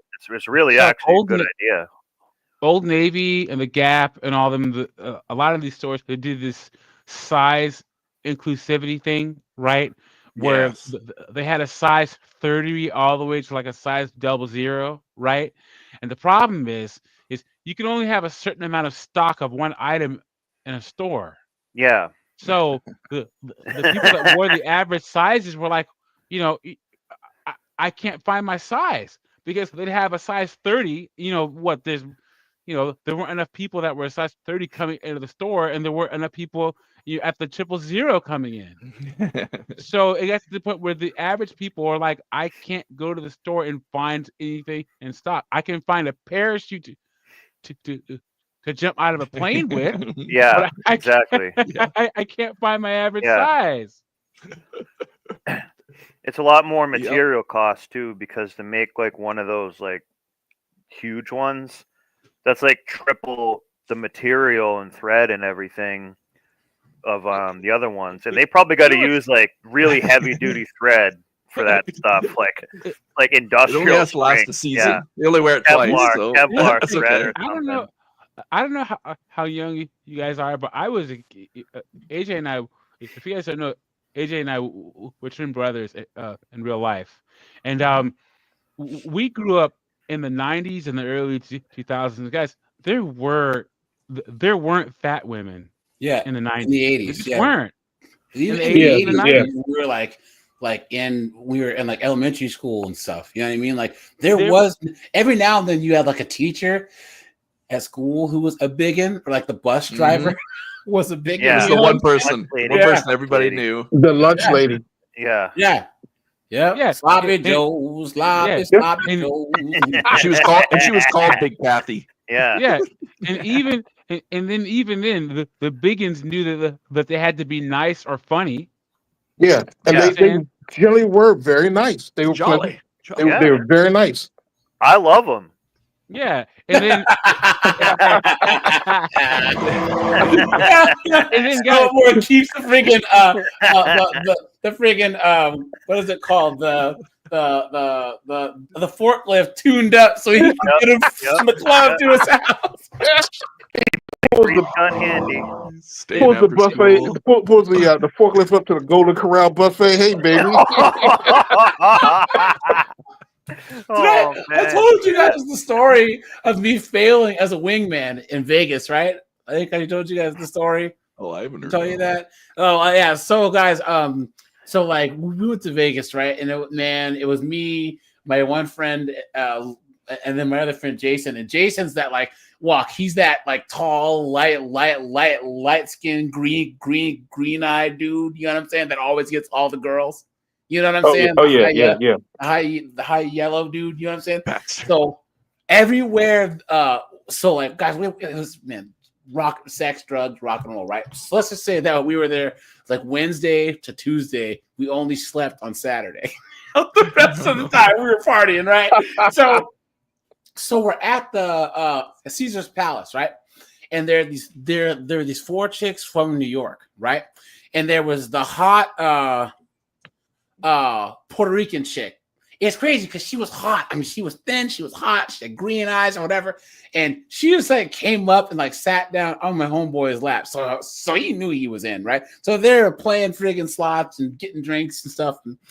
But she still had that Brooklyn accent. I don't know how you New York dudes do it. You know what I'm saying? Yeah, it's weird. Yeah. There was her, and then there was a dark-skinned big back broad, and then there was the other two friends, right?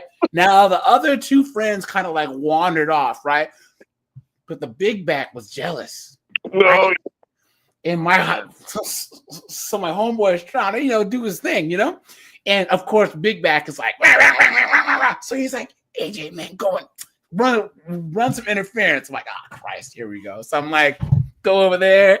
Hey, how you doing? You know what I'm saying? And she's just like mad. Guys, I tried everything. I tried everything in my power other than whipping out the friggin' bacon bits I had in my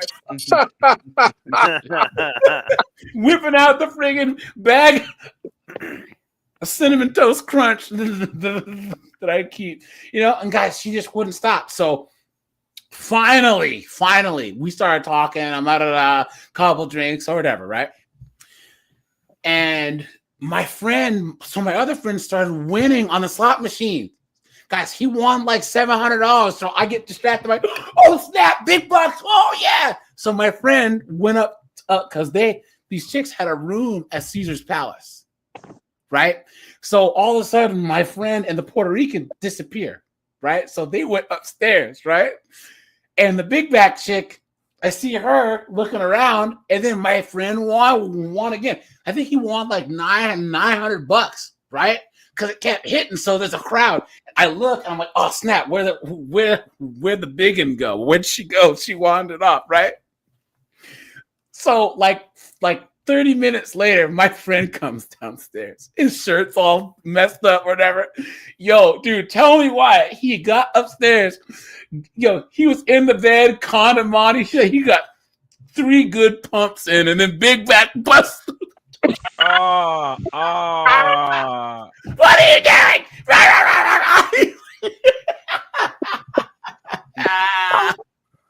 He's like, yo, man, I tried everything. I seriously tried. I don't care. You had to hit her with a trank dart. A number 3 Popeyes value meal. What can I do? So here we go, guys. Here we go. I've decided this morning that all women should be given a national pay increase because I think that's a woman. You have to yeah, jeez. Girl I woke tax. up this morning with an irrational anger against girl tax. Like this morning, I was thinking about how heavy our makeup bags are that we then have to put inside our cases if we're ever going away. And it basically uses up half of our baggage allowance, meaning that therefore we need excess baggage, basically making excess baggage a girl tax. Like, lads don't need to go and get their haircut. Girl bad. Barbers are so much cheaper than when we've got to go and get our hair done. You look like you got her haircut. Yeah. Thank you. She got her haircut at a barber shop. And Anon says that looks like a it transformer. Vintage. Hey, what's up, man? And then let's not even talk about that all they need to do is go and get their hair done. Like, we've got to get our brows done, our lashes done, and I'm low maintenance, right? Yeah, she doesn't shave nothing. She's hairy. Crazy hairy. Kadarius says Christmas sounds real deep. Yeah. Higher maintenance, you get your nails done and everything else. And it's expected of us. And then when we go out of an evening, girls are expected to have girl drinks, right? So wine or Prosecco. Lads only need to go and get themselves a pint, and that's absolutely fine. Go have a pint! Go drink it! No one's asking you to do this! Guys, I was in Ireland, and I noticed Irish chicks will just go up and order a pint of Guinness, pint of beer. You know what I'm saying? You go to Germany, you've been there. These England too. England, Germany, they're just gonna pint. Yeah, order a beer. That whole mixed thing, it's like it's a Western thing. You know? Well, it's an American thing. Yeah, an American mostly. Yeah. I gotta have this expensive mixed drink that tastes sweet, and I only want just drink a bag of sugar. But do you guys know why? Does anyone know why the mixed drinks thing took off in America? Anyone? Yes, no, maybe so. Anyway, no. We are Judah. What's up, dude? Thomas Brown, how's it going? Anthony Williams, what's going on? So guys, when prohibition started in the 30s, right? People used to run rum. They were rum runners, right? You had guys that would run hard liquor, right? They were what's the word? Why? Like, huh? Moonshine. We call them moonshiners. Bootleggers, right? Yeah. So, guys, if walk and snowboard both have 1929 or 1930 mercuries, right? And you're trying to run rum, what can you carry more of in your car? Beer, wine, or liquor? That's gonna get people drunk, right? So you're gonna carry liquor because you can carry more of it. There's less of it.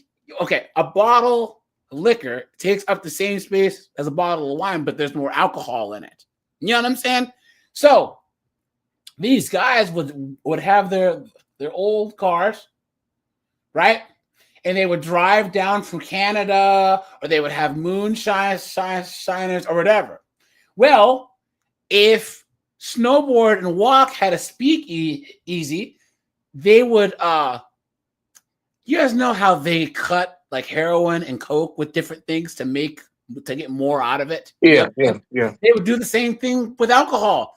Guys, they would put all types of stuff in it so that they could turn one bottle of vodka into 2 or 3. They would water it down, right?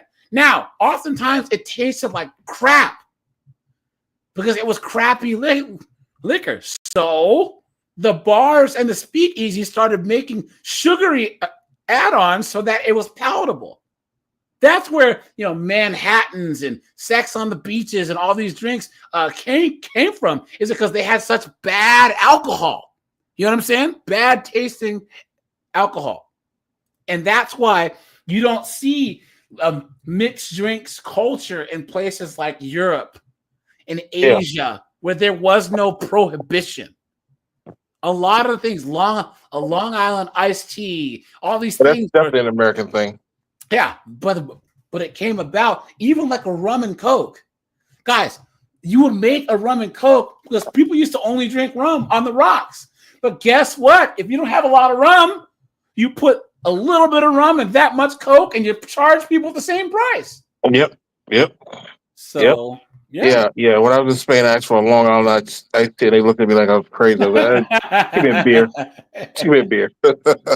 Now I can tell you that mojitos are Cuban, right? Yeah. But other than that, a lot of the mixed drinks come from the United States. All the I think like Irish coffee might come from that, but that's just was it Jameson? I don't even know what Irish coffee is, but anyways. But their one pint is cheaper by the glass than it is for us to go and get a wine and Prosecco by the glass. I mean, lads only have to buy boxers. We've literally got to buy bra and knickers. The other thing I've noticed is that men's clothes, even if they are from the same designer, the boys' ones are cheaper than the girls' ones. Because you're stupid enough to pay the price for it. That's why. And guys, listen to this. I know. Oh, you guys' arms are all tired from playing the violin, right? Yeah, Jameson and coffee. Yeah. Steve said, that's a woman? For the exact, almost identical item. Men get away with having to literally buy themselves one suit for the entire wedding season. We have to get multiple different outfits. And then we've got to match it with shoes and with jewellery. So basically, we've got to buy... Who's making them? Yeah. Don't even get me started on the amount of girl-specific vitamins that we've got to have. Don't worry, lads. No one's asking you to take vitamins. If you eat a decent diet, you don't even have to take... He says, she looks like Michael Knowles.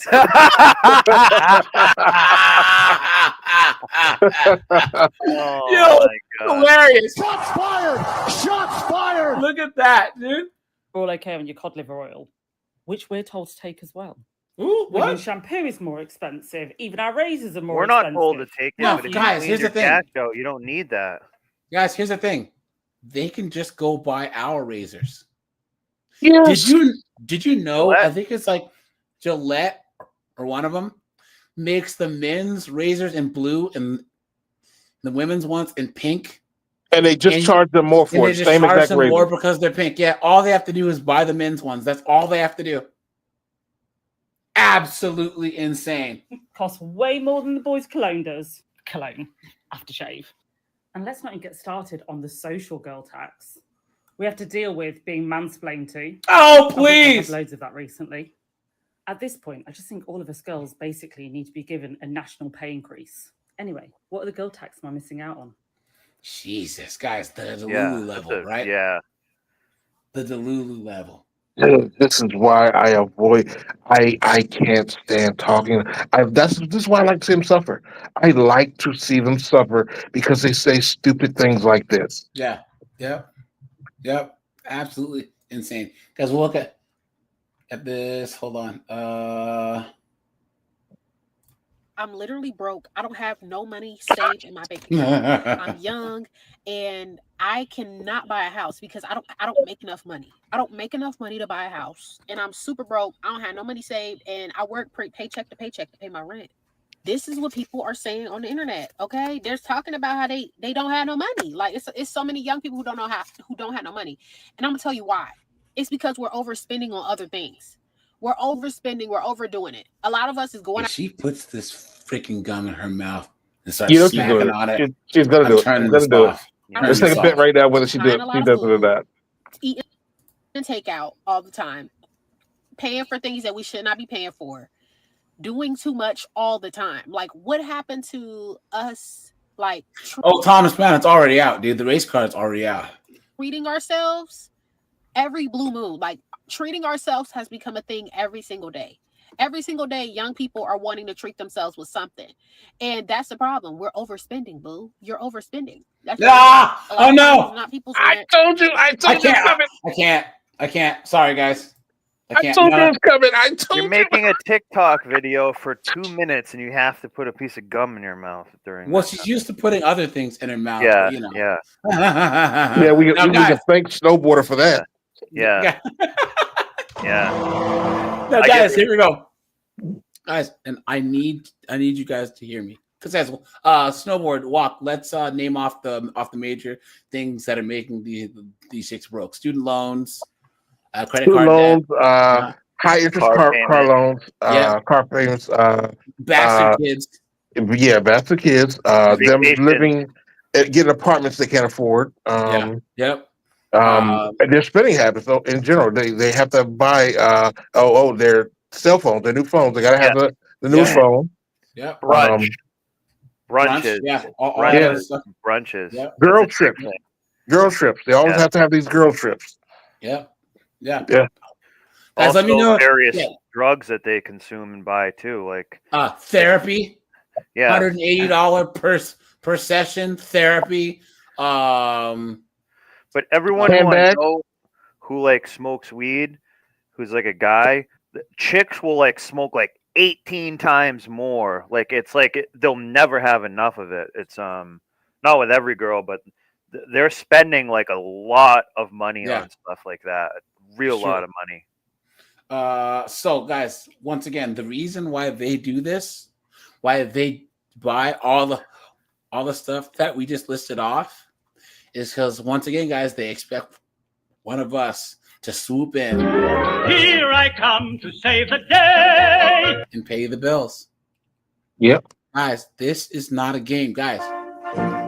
Gentlemen, we will not pay their bills. We will watch them suffer. We'll watch them go to collections.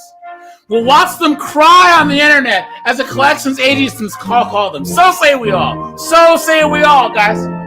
Don't pay their bills. Do not pay their bills. I'm telling you guys.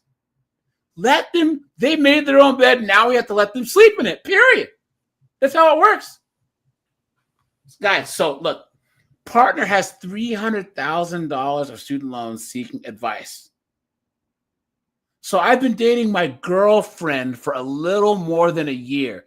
We are in our late 20s and live in the San Francisco area. Hold on, guys. Both live alone right now. So we're talking about finances, moving in together a few months ago, and it came out that she has over $300,000 in student loan. Oh my debt. god.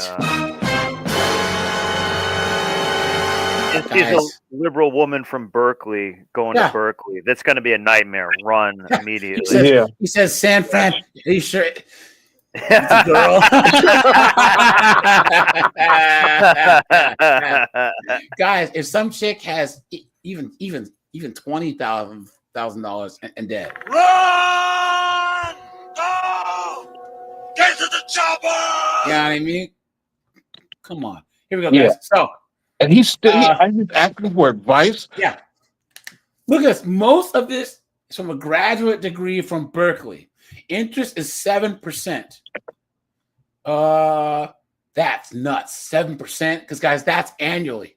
That's pretty much double the loan, man. So she was adamant that this is her debt alone. And if we get married, it's not my responsibility. Please, guys, come on. Come on, guys, come on. Say it again, you've been had. You've been took. You've been hoodwinked. Bamboozled. Led astray. Run amok. Come on, man. He actually believes her when she says that. He believes that. Yeah. Yeah. Look, this really took me for a spin just because the number is so big. I did some math, and it's like $3,000 a month over 30 years on a fixed payment. I really respect her ownership of the problem, and it definitely assuages my fears. How? She just brought it up now because she's going to get it. It's going to come up when they look for an apartment. That's the only reason she said it. He's a cuck. He's a cuck. Yeah, there's no convincing a cuck. Okay, so $3,000 a month. That is $36,000 a year. Guys, how much money do you think this knucklehead makes? That the woman makes a year? It's probably working at like some type of nonprofit, and she's lucky to make like 90, and that's in San Francisco. She makes $70,000 a year as an architect. Look! Oh my god! Guys, come on! Yeah. Jeez. You know, even if he got, let's say he did marry her, right? He married her. He decided to pay all the bills and told her, "You just pay off your student loan debt," right? So $70,000 a year. It would take her what, 5? Let's say 5-6 years tops, right? Because you still want to enjoy some of your income. You don't want to spend it all on bills. But let's just say there's no way. She's paying $36,000 a year. No. Let's just say she used all her salary to pay it off, right? Okay. Just spent very little on herself. Let's say he made that arrangement with her. She's not going to uphold her end of the bargain. Yeah. She's going to pay the bare minimum on that loan, and that loan she'll be 70 years old and still owe half of that loan. Yeah. Or she'll just pay the minimum and the interest is going to build up. And then she'll have $500,000. Here's the thing, guys. What's going to get crazy is the more serious that they're going to get, the more she's going to guilt trip. It's my mental health because of this debt. It's my debt. Until he caves.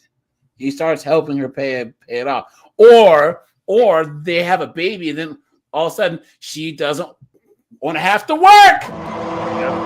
Or you forgot the third one. She divorces him, and now that is community debt. Yep. The shoot. Guys, look, he makes $200,000 a year, no debt, $500K in assets, works in tech.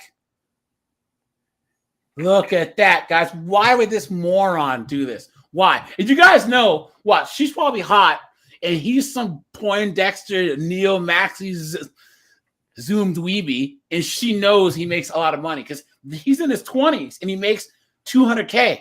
She knows this. Guys, this is her plan. Yeah. She wants to get her claws into him, somehow get enough money to, give him bee gibbers for long enough to get a ring, right? Stay until she can get some alimony and half of his assets and then dip. What an idiot.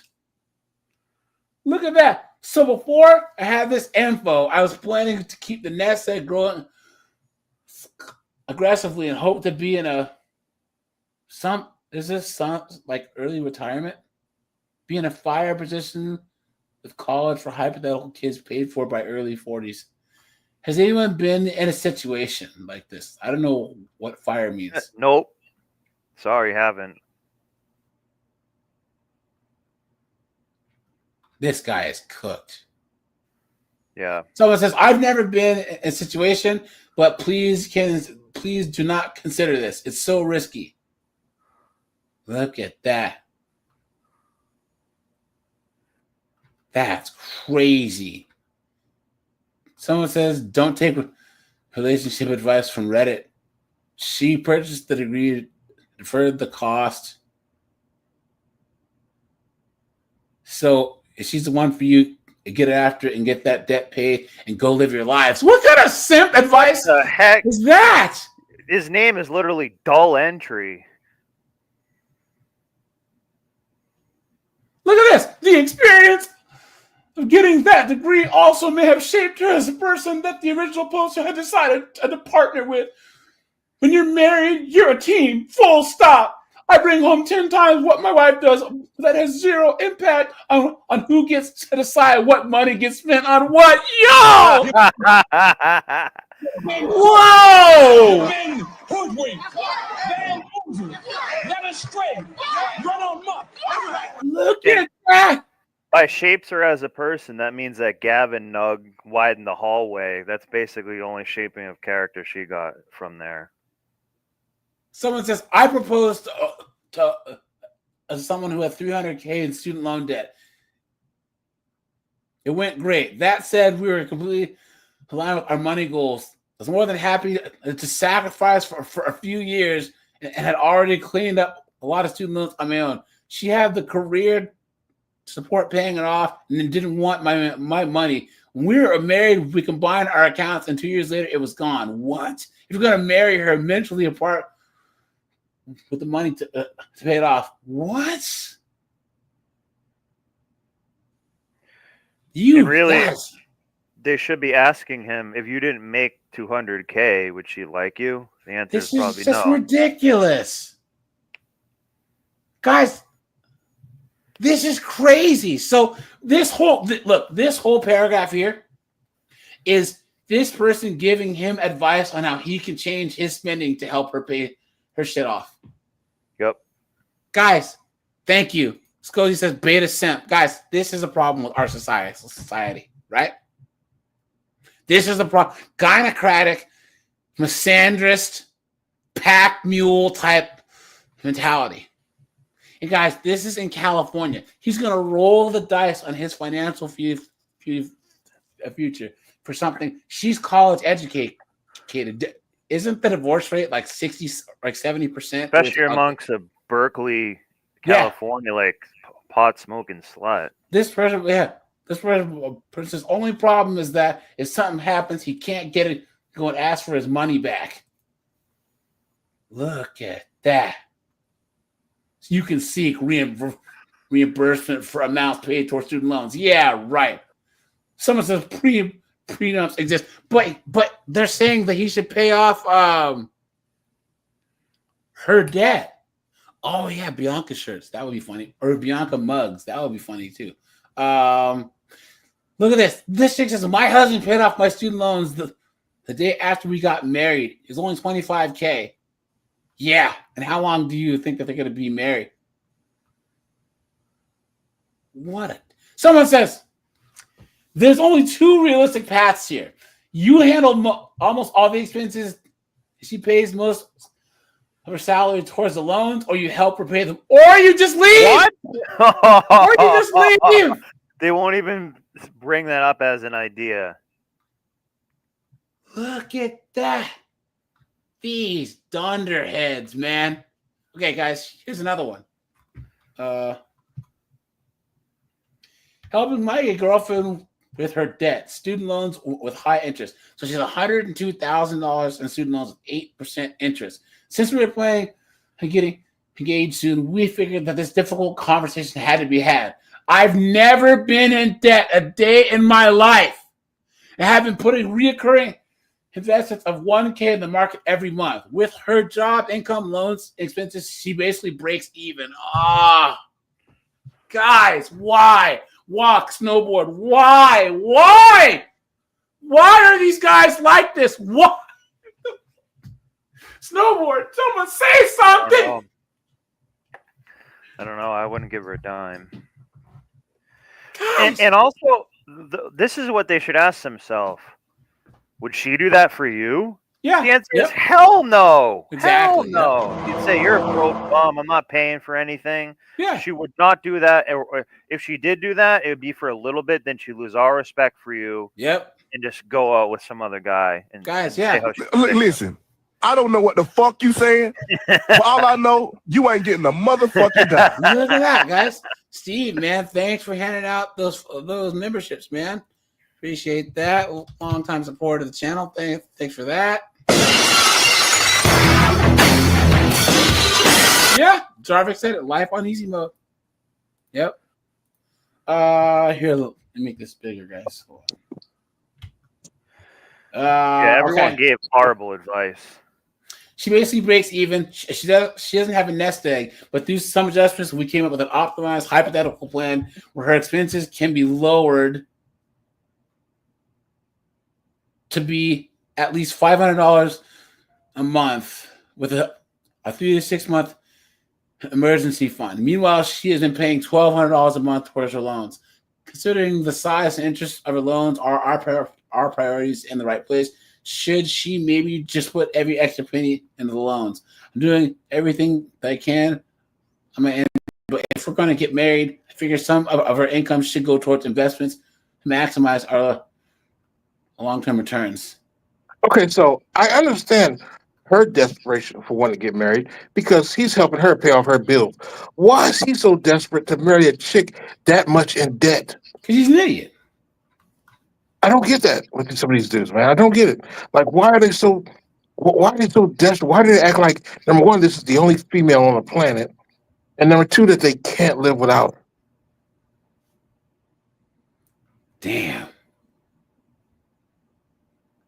This guy says, so my wife has a high amount of just debt that I'm trying to help her pay off. She has $50,000 on a loan and $30,000 in credit card debt. So she makes 6 figures and I make $60,000. I have no debt, but I'm going to be spending the majority of my income trying to help her pay this off. She covers the mortgage. I cover all the other bills. I have to also put us on a budget. I think with discipline, some hard work, she's going to leave him.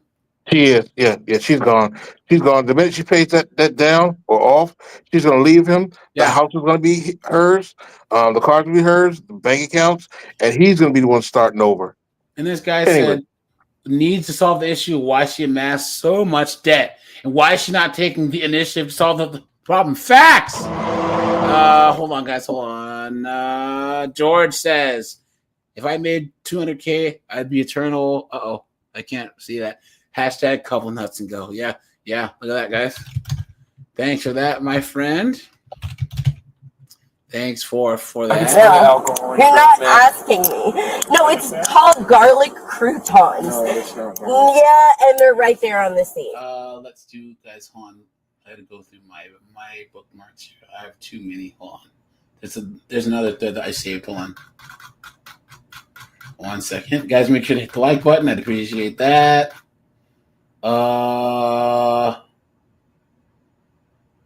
Here we go.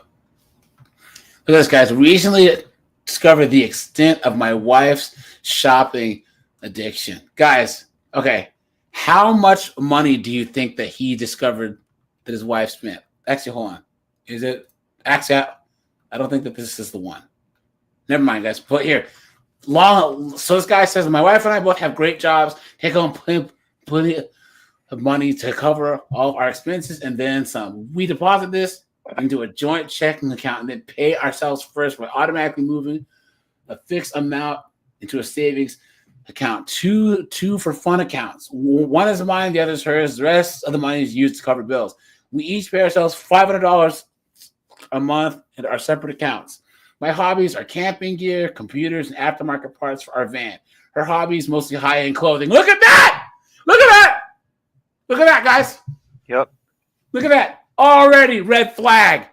Yep. We had And why would a woman buy a bunch of high-end clothing? I don't know. For, How is to that a attract hobby? Other men. Yeah, but it's How is also that a to hobby? attract other men. Yeah. Yeah, And they Keyshawn see said it in the movies. She's cooked. Yeah. Yeah. Jarvik says, I can speak from experience. My dad was raised by a divorced mom, and he took that mentally to marriage with my mom, and it rubbed off on me, and I was prone to simping. Yeah, guys, here's the thing. Yeah. All of us All have are. simped. Guys, All please. are. Like, yeah. Guys, this is another thing about like my section, the red pill. Guys, I don't really judge people because like I judge simps, but I don't judge guys. We've all learned our lesson. Yeah. Guys, you don't take a guy. Okay, let's just say, guys, I'm a Seahawks fan, okay? We should have given the ball to Marshawn Lynch. Okay? All right. We should have given the ball to Beast Mode. But you live and you learn. You don't look back on the loss. It hurts every time that I see it, right? But we move on. Okay? Guys, admit we've all simped. We have. Yeah. Oh, But yeah, guys, yeah. if you simp and learn, it's fine that you keep simping, and then not only do you do it, but you look at red pill guys and facts, data, and statistics. And, Walk, man, you just sound like a misogynist, and you hate women, yeah, right? That's just like indefensible, you know. So George says, I broke up with that girl who had $65K in credit card debt. She was going to claim bankruptcy and get it wiped away. My mentor told me that she'll never change her habits. Facts. Yep. Okay. So they also have their own. I just want to say this for the other guy. To me, like the whole point of the word simp or calling yourself a simp, it's not actually the woman's fault. It's the man's fault for not like acting differently or something. So after you know it, kind of what a simp is and things to look for, then that's on you. So every time we're calling someone a simp in this situation, like this guy who's saying, this girl I'm seeing has $304K in debt. Should I be going with her? He's acting like a simp. Other people, they wouldn't have asked a question about it. They just like, right. Yeah. You know what I mean? So being the word simping kind of means like, dude, you need to be accountable for your own self-preservation. Being a simp means you have no self-preservation, kind of in a way. It's okay with being disrespected, because if you're doing stuff for someone who's not reciprocating it, you are basically saying it's okay to disrespect you. Yeah. You have no self-respect. And then, guys, put a 1 if you agree. There's nothing worse than a man who has no self-respect. That has to be the worst thing on planet Earth. Have some respect for yourself. Guys, you can be a quadriplegic.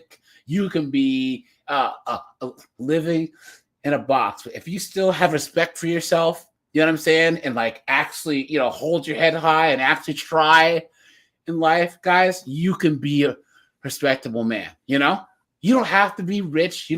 All you have to do is have some self-respect and act in a way that would make your father not ashamed of you. You know what I'm saying? You don't have to be some extraordinary person. But guys, at least try and be productive.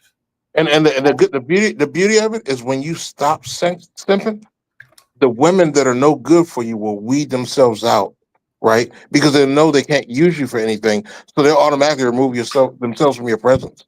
Yeah, that's facts. Yeah. Yep. It's called Walk, man. It's good to have you back on the panel. It's been a while, man. Sorry, man. I've been on the fight. Have you here, man?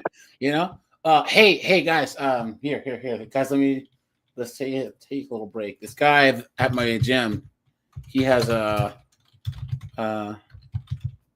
he has one of these. He has this exact one. He has one of these. Oh yeah, the old Hey, Shelby Cobra ACRs. so I haven't seen him in a while. And he goes, "Hey AJ, look!" And he pulls up his pant leg. He's got a big friggin' nasty friggin' scab burn on his calf. You know what Oh, from happened? getting in and out of the car and the The exhaust. Yeah. He wore shorts. Yeah. He wore shorts. He usually wears pants. Yeah. And he put his out. It cooked his leg, dude. It looks so disgusting. Like it was about 4 or 5 inches around, right on the inside side of his calf. Oh, So you damn. know that hurt, dude. Yeah. It was crazy. Yeah, he has Sizzles it like bacon. that car. This is so sick, dude. It's so nice. Only thing is, I can't fit in this thing. You know what I'm saying? I've tried. I can't fit. I'm too tall to fit in one of these things, you know. But yeah. You said the Vipers will get you too. Aren't those like common to be like a kit car? Yeah. I was gonna say the kit cars, you can get them. I think the kit starts off at like around 10 grand. They're not very expensive to build. Yeah. But his is nice though, man. It's crazy. I forget where we got it from, but he was looking at a couple other cars and he decided to just go big or go home and got one of these. So anyways, I digress. Where were we? We were okay. So this guy here said that they have credit cards, they aren't joint credit cards. So he couldn't see her spending and she couldn't see his. The deal was that when we would pay the cards, we would pay the essentials from joint checking and then treat yourself. This was established 4 to 5 years ago, and now they have 2 kids, 1 and 2. Her spending on the card went up significantly over the years, which she had attributed to expenses to run the house. So she buys most of the groceries. Well, now on to the problem. We have a joint credit card 5 months ago. That way, with better benefits on the card. Our typical monthly spending didn't change. I didn't bother itemizing the statements. I've been traveling a lot for work. And pay it on my card and expense it back later. 2 months ago, we got a huge bill that I had attributed to all the work travel. Paid it off. I submitted my stuff back to my company. I sat down this month to itemize, make sure that everything screwed up. It was floored when I logged in and found another huge bill. So to give you context, the first bill was $4K beyond what we typically spend. This month was $5K. Wow. Finding out that my wife has been blowing money on clothes. The last 2 months made me look back at everything. It was $6,200 on high-end clothes this last month. And $5,200 the month before. It looks like the prior average spending had been $2,000. I felt betrayed. Look at that. If we add it up, there's been $50,000 on the generous side. What? $80,000 that she spent. Look. Oh my God. That. Wow. And you know what? You said paternity test. you know what pisses me off the most?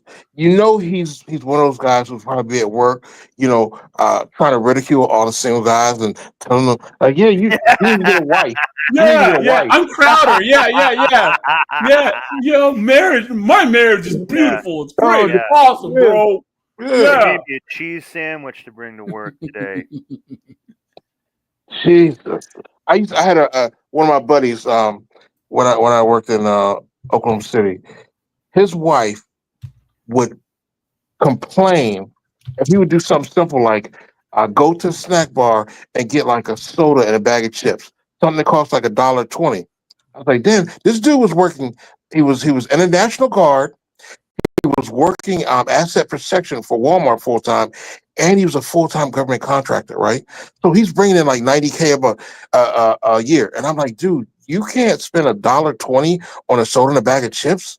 It's like, what about your wife? He's like, oh, she's going out to brunch right now with her friends, and she's treating them all. She would go out to brunch and spend like $60. Made a mail. George, what is SB49? Well, the one play that killed a dynasty. Super Bowl 49. Okay. Okay, there you go. I was like, wait, what? Is that a bill? So I have a prediction. What's going to happen in the rest of this article? It's going to be that it's going to be, of course, a mental health thing. She's going to say like, Yeah. I That was was the addicted Seahawks to on the spending page. behind his Sorry, back. guys. I didn't really know what I wanted. So that she's going to try to spin it like that. Like, now I found out I have a serious issue. It's a neurological disorder. And you have to support me. Yeah. You have to support me during my recovery. Please. Yeah, mental health is the new boogeyman. That's the new boogeyman. But what I'm saying too is, I think she got kind of high off of like, that's like kind of a way of cheating in a way. Like, hey, I'm lying about it. I have to hide this. I'm out, taking money from our family and stuff. Like, I have a feeling she's gonna say that's gonna be like her excuse if the article goes on any more than that. There was one.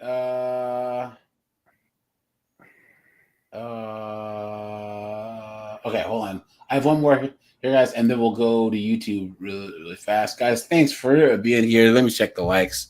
Guys, make sure to hit the like button, guys. We have 86 likes. We have 104 people watching. Let's see here. Good to see you guys. We will be live on Tuesday and Thursday as usual, guys. Guys, I'm putting together a Walmart B-Dub shoplifting mega mix. It's going to be like an hour long.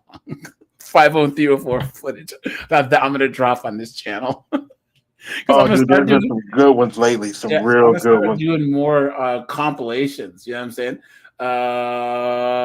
Here we go. Women don't save money because they expect men to take care of them. I honestly believe, guys, that's the reason why women are broke, other than being stupid, is they expect men to bail them out. Or, okay, there's three things: ignorance, stupidity, and entitlement, right? Yeah. Or all three. And guys, what I mean by ignorance is, guys, how many times did Kevin Samuels ask these chicks, what are you going to do at 70, 65 when you can't work? They don't want to work. They're truly getting burnt out right now. They're only in their 30s. I hear it all the time. Yeah, but they don't want to work. But they cannot imagine. Remember, he asked the girl, where do you go if you can't pay your bills? I don't know, on the street. They don't say it. He'll say it out forward. loud. They cannot imagine a world where they're living under an overpass eating friggin' cat food. They can't imagine it. But it's happening, especially in California. There's homeless chicks and all these. It's so funny that they talk bad about red states. I guarantee you there's more homeless women in the blue states than there are way more. in the red. Way more. There's more homeless women in California than there is in Mississippi. Let's be honest. Oh, 100%. Yeah, 1,000%. Yeah.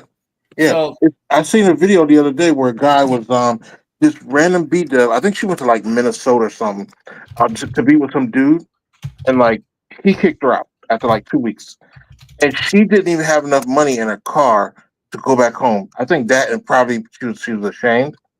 So she just been driving her car around from parking lot, sleeping in her car in the middle of the winter, dude. Oh wait, and like I don't know how the dude found I her. had that on a video. Yeah. I remember that dunderhead. The chick's an idiot, man. He walked up to her and gave her like $100 or something, and I'm like, why would you do that? You're just enabling her. That's the problem. Like they always have some simp that'll do that, and it just enables their bad behavior. Giving someone who's bad with money is like giving an alcoholic a drink. Yeah, and tell them this will cure your drinking. Here, take the shot of vodka. Look at this, guys. Listen. I have $200,000 worth of student debt, and I'm pretty ashamed of it. Look. You don't look ashamed of it. 200,000 broke as a joke. Anonymous Prime, what's up, dude?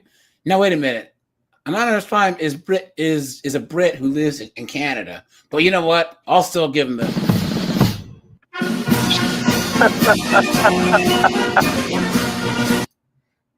Real tragedy. I got a full scholarship to college. What? How? Look at that! Look at that! How? My student debt came from 200,000 in debt. Guys, come on. Come on.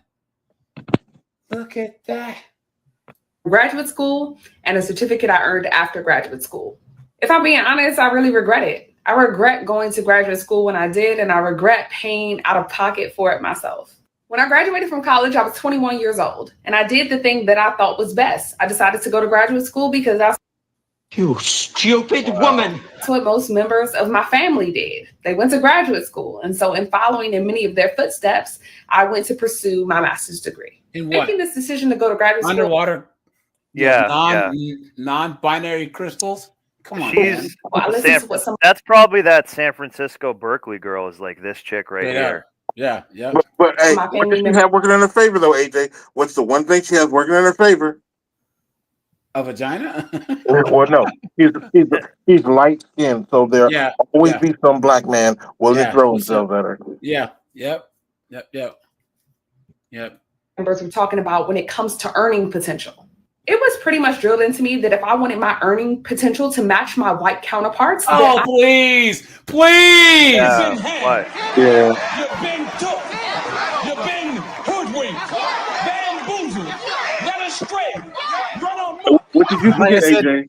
What did you forget? Oh yeah, sorry, silly Race you guys. card. Yeah. Silly you.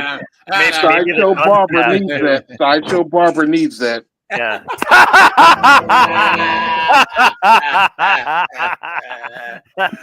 What an idiot, guys! Like I said, all you white guys, it's always your fault, right? It's always your fault. Come on, man, guys. So I remember someone was talking. Guys, have you heard of the whole like pay transparency movement, where they're like, if I apply for a job, I want to know how much money that everyone there is making so that I know how much to ask for. Is that not the dumbest thing that you've ever heard?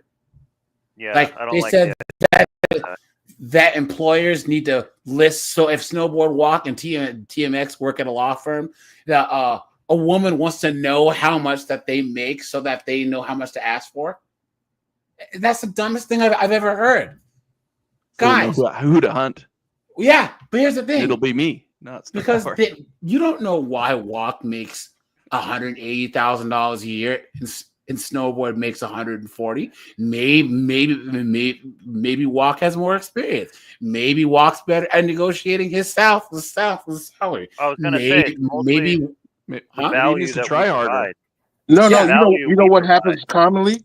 Commonly, like companies will change like CEOs, and certain CEOs will give them say a 5% pay bump, right? And then they get the next couple CEOs in, they only give them 1%. So that's why, me and Snowboard could be making, different amounts. But then this woman comes in and she comes in under a CEO who's not giving out any raises, and now she feels slighted.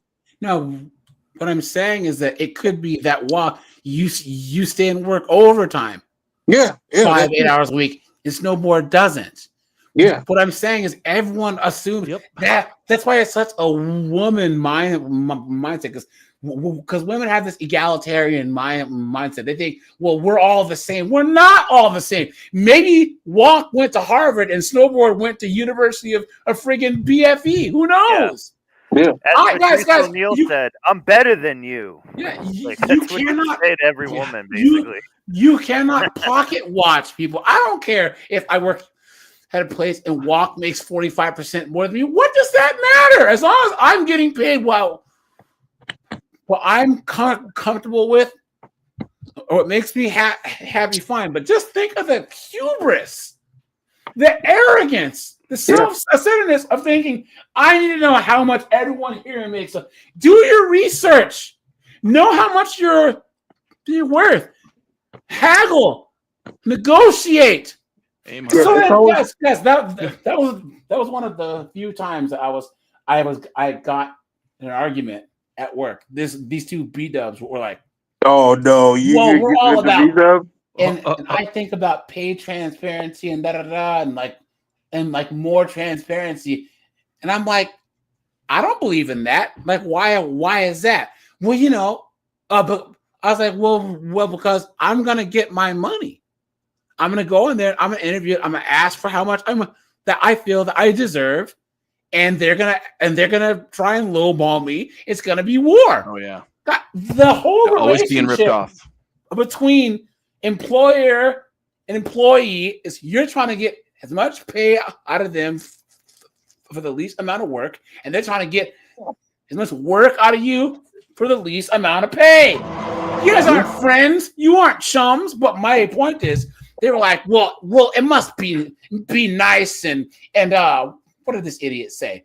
And you know, something about some victimhood BS. And I said, you guys need to understand this. I said, do you really want people to know how much money you make? Because I know a guy, he's Hispanic, but his wife is black.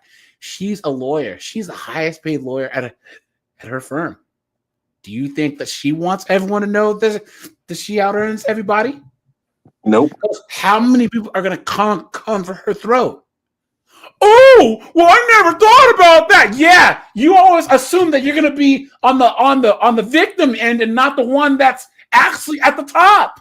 Yeah. What happens when you're the one getting paid more than everyone else? Or how about this? You get hired and there's people coming in and they're complaining about how much you get paid. Because this is the same argument about people who want to limit free speech. They always assume that they're going to be that their speech is not going to be the speech deemed as hate speech. That they're never going to be on the business end of that. You know what I'm saying? Yeah. It's crazy. So, hey, Tim Hicks says, can you get this off the screen? It's not appealing to the eyes. I would have to have a graduate degree. A graduate degree was simply not optional. As a Black woman without a backup plan, I thought that I was securing my financial future by investing in my education. When I say without a backup plan, what I specifically mean is I just couldn't move home with my parents. That was not an option available to me because of my circumstances. Her single mom probably hates her guts.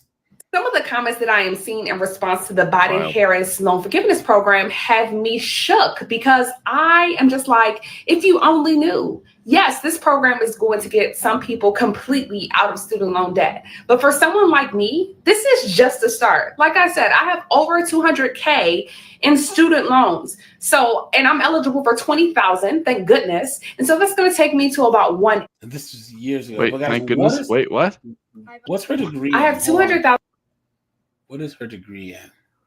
What was the thank goodness? Dang. Oh, there's Maybe, like, more debt I Black could get. cultural studies or She something. gained a bunch of weight, dude.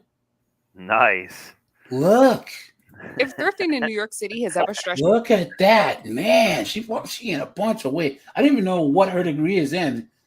I'm shocked that she doesn't have it listed on her bio here. Didn't finish.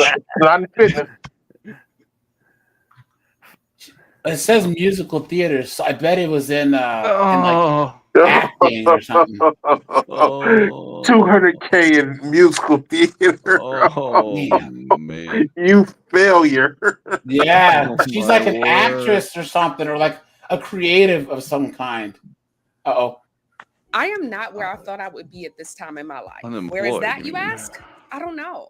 But this is that definitely her? not where I thought I would be. Yeah. When I was in my 20s, I always thought that by the time I was 30, I would have it all together. Yeah. Yeah, right. I don't think she posted in a while. I'm shooting my shot to. Oh, yes, yes. Uh-oh. So, guys, yeah, I don't know. There's she's some creative, so she has some degree in like some Fine arts. creative arts of some kind. Yeah, Broadway shows, stage stories. Yeah, so she's a creative of some kind. Man, that Need a sucks sponsor for her, for that. dude. That sucks for her. Yeah, she's never gonna pay that off. Wow. That sucks. She's cooked. Well, there's a friggin' cardboard box in her future I have 200. somewhere. You know what I'm You saying? know, AJ, I promise you, by the time you and I, because we're about the same age roughly, by the time we hit our 60s, we're going to see a lot of these women. We're going to see a lot of these women homeless. We're going to see, like, you think those homeless encampments in California are bad now? No, it's going to be worse. It's going to be filled with all these feminist chicks who didn't want to get husbands, who didn't understand that they, like Kevin Samuels told them, You think because you have a job that you're making the same amount of money as men and that you can move like a man. You can't. You have a job. He has a career. He makes more money than you. You can't retire. He can. So back in 2006 and 2007, I was a bill collector for student loans. I was also in college myself, and I feel like I have a unique perspective on this. Oh, I didn't do a video. I think we saw her. I think we saw her. And it was a huge Oh, really? eye opener for Yeah, yeah, we did. like that's Because a way she's to a collector. There should be Wow. no interest on student loans.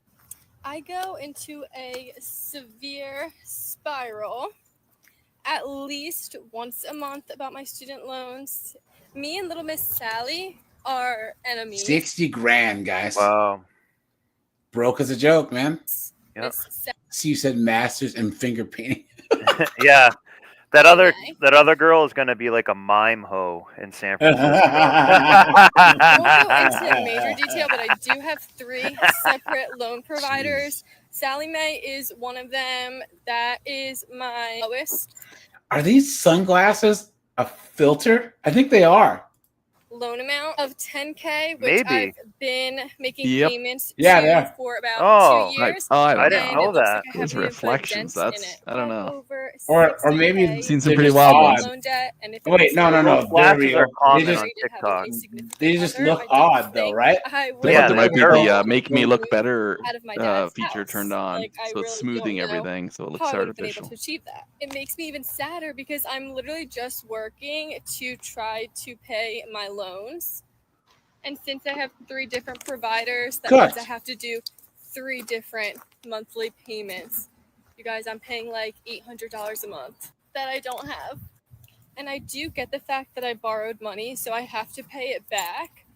But the interest is what kills me. I do not believe that there should be interest on student loans. Anyway, that's my rant. What Maybe what one day interest If you rate do the didn't government believe loans in go it, at? loans why I did you don't have to sign worry up for about it? anymore. And then I go into my spiral that like college is a scam. I should never went to college. But then I wouldn't have Yep. met my wonderful husband. I wouldn't have made such great Had a memories with train my on you. friends. I wouldn't be able to have some of the jobs that I got after school. Anyway, can't wait till the day that I'm loan free. There should be That's never gonna happen, guys. I'm just letting you know. Yeah, Guys, never. if this chick ever gets out of debt, I'll eat my socks. I'm straight up, dude. These chicks are cooked. I told you I know a lady who's a doctor. She just retired probably about like 5 months ago now. She's like 63. She just paid her student loans off the day before she retired. Wow. Wow. Success. Chief. You guys remember I did a video on this chick right here, but here we go. How much debt I have. 24-year-old, live at home, middle class, $188,000 in debt. I got to know more. About 180,000. Yeah, so I've covered this chick before. Yeah. What's the middle class mean there? What is she saying? I don't know. She's not middle her class. Her parents are middle class? I don't know. If that was But the case, she's they would have living- been able to pay for that over 4 Yeah. years instead of at That home. shirt Yeah. says private school to me. That shirt that she has on. Yeah. Private high school or something.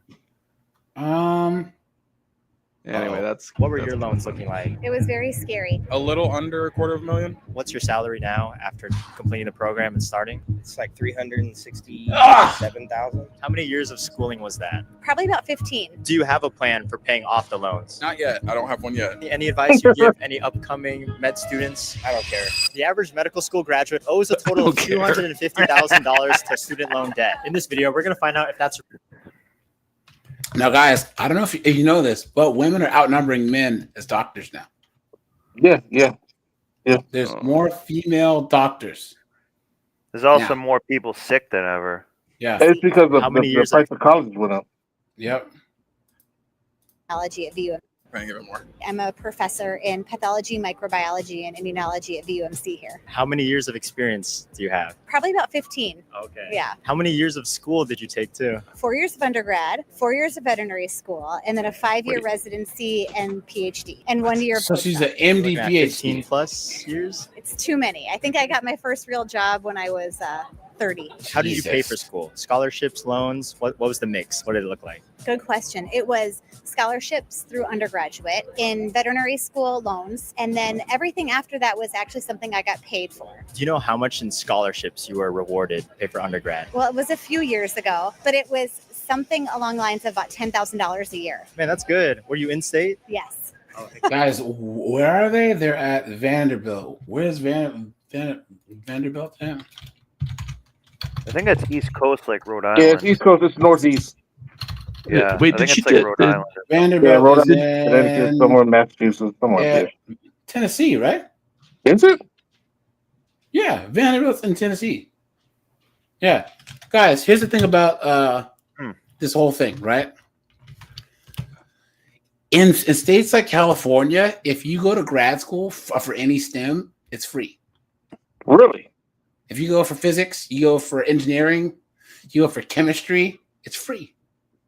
Oh, so the carpenter's paying for it out of their tax dollars, or what? Say again? Who's paying for that? That's public schools. But here's the thing, though. If you can keep your GPA up high enough, it's basically like a scholarship because they have to keep. Because here's the thing: the schools. Okay, you guys saw The Big Bang Theory? Yeah. Where they're at Caltech, right? Yeah. Yeah. Guys, those programs, oftentimes those students stay and they make huge scientific breakthroughs. That's the point. Yeah, Is they gotcha. give back. You know what I'm saying? Oh. So, like, guys, engineers, okay. If you're gonna invest public dollars into giving anyone free school, it's to be in the engineers, mechanical engineers, physicists, etc. Right? There's no. That's why they were saying AI is hurting engineering, guys. Maybe a segment of it, but like specialized engineering, like robotics, or like building for large equipment of any kind or whatever. Like, guys, engineers are always going to be needed. Period. Right? So, but as far as like PhD and underwater dance theory, please, no way. But I told you guys that I know a guy who is an IT guy, and his last 2 years of undergrad were actually paid for by women's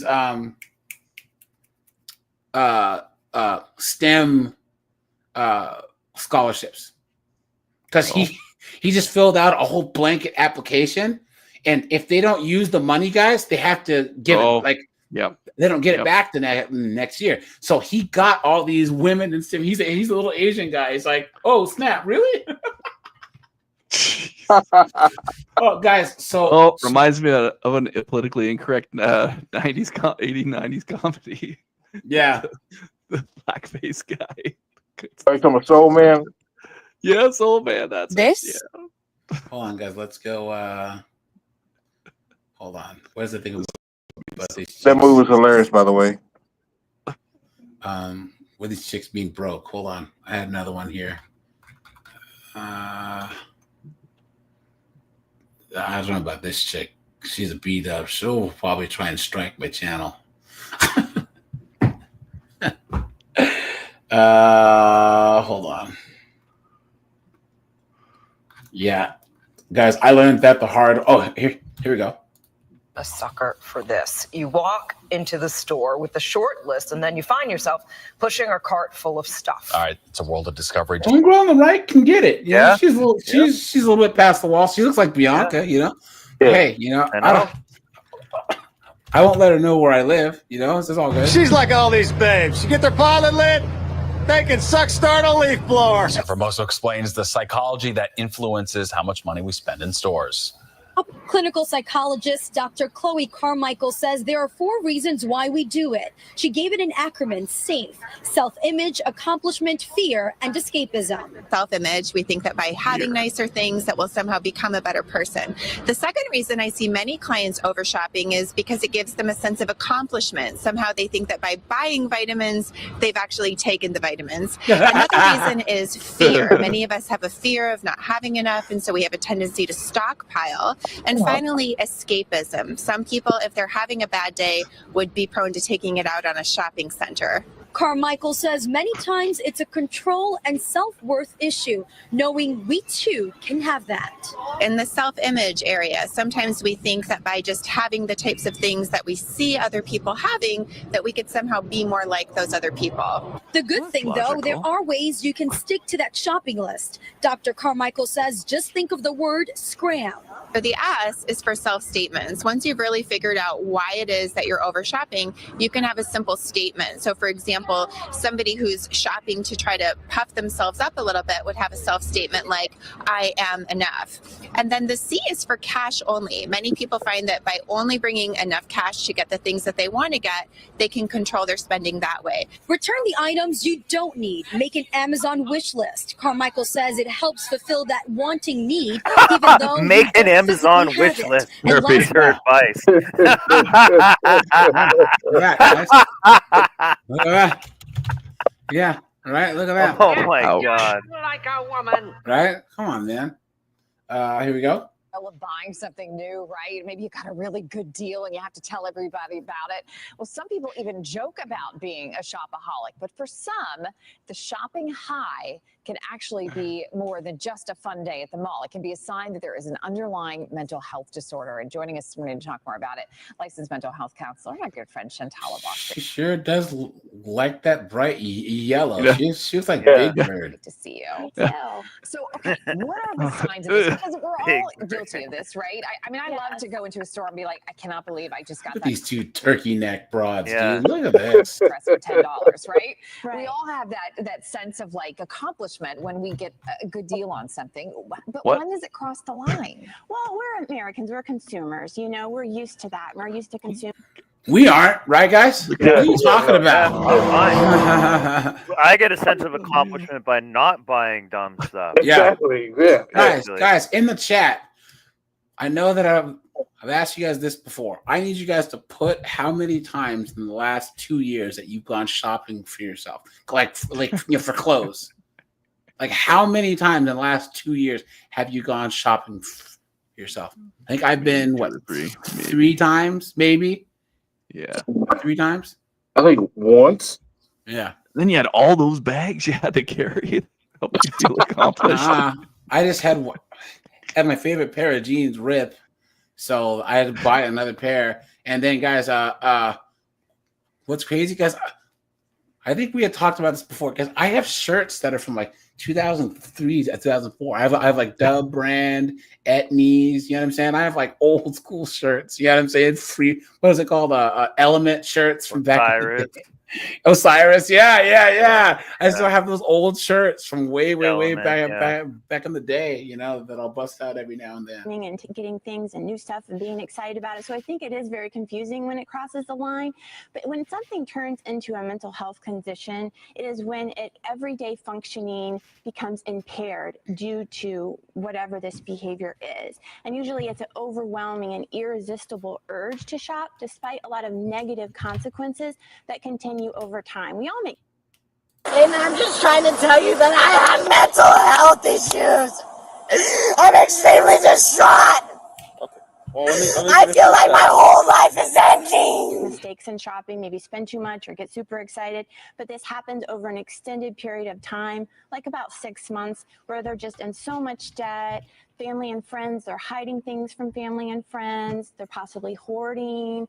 They are getting so many things that they're never able to use, and they're kind of having some secretive behaviors. So that's kind of what happens, and as a result of maybe an underlying condition or an anxiety or depression that might be going on with a person. So you brought up the hoarding, and I always think that's interesting to talk about, because we all see the TV show and these extreme examples of hoarding, but it doesn't have to be extreme to to be a problem, right? I mean, you could still be doing this on maybe a lower level and still have a mental health issue. Well, it may not be visible. A lot of times it can be hidden. There can be lying. You know, it's so easy to have the anonymous ability to shop online and nobody really knows. So it doesn't have to be hoarding necessarily, but if a person is lying about things or keeping things secretive, and then so you may not even see all the things that they're keeping around. Yeah. Okay, so there's so many Yeah, different types of that's what addiction. secrets are. Most people think of alcohol and drugs or gambling, but this is a real addiction. What do you do if you're watching this right now and you're like, oh gosh, I think I have a problem? Well, first is obviously First is don't be a woman. Well,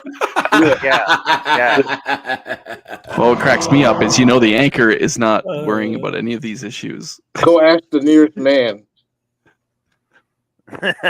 Yeah, facts. Yeah. looking at, do you think you have a problem and why? And so really understanding and trying to be self-aware. And that's where therapy sometimes comes into play. If you're like, wow, this problem is really causing a lot of issues in my life and in my relationships and my daily functioning. I'm not able to pay the bills or keep the electricity on, or, I have so much debt that I need to look at this. And it's what's going on internally with you. Right. Because there is always an underlying problem, right? You don't just become a shopping addict for no reason. You don't. And compulsive behaviors like compulsive shopping can also be very similar to other compulsive or obsessive behaviors. Sometimes a person will be very anxious and then as a result will shop. That will give them a sense of gratification or power, but then they'll drop back into depression due to guilt and sadness. So it becomes a cycle, really looking at that. Is that what's going on? And is it giving you a relief, but then giving you greater anxiety? Okay, it is fascinating. Chantala, how can our viewers find you? My website is chantalabos.com. All right, great to see you as always. Thank You you. as well. All right, 9:39. We're going to send it back to Bob. No, it's not great. Great to see you. This is ABC News. Let's see.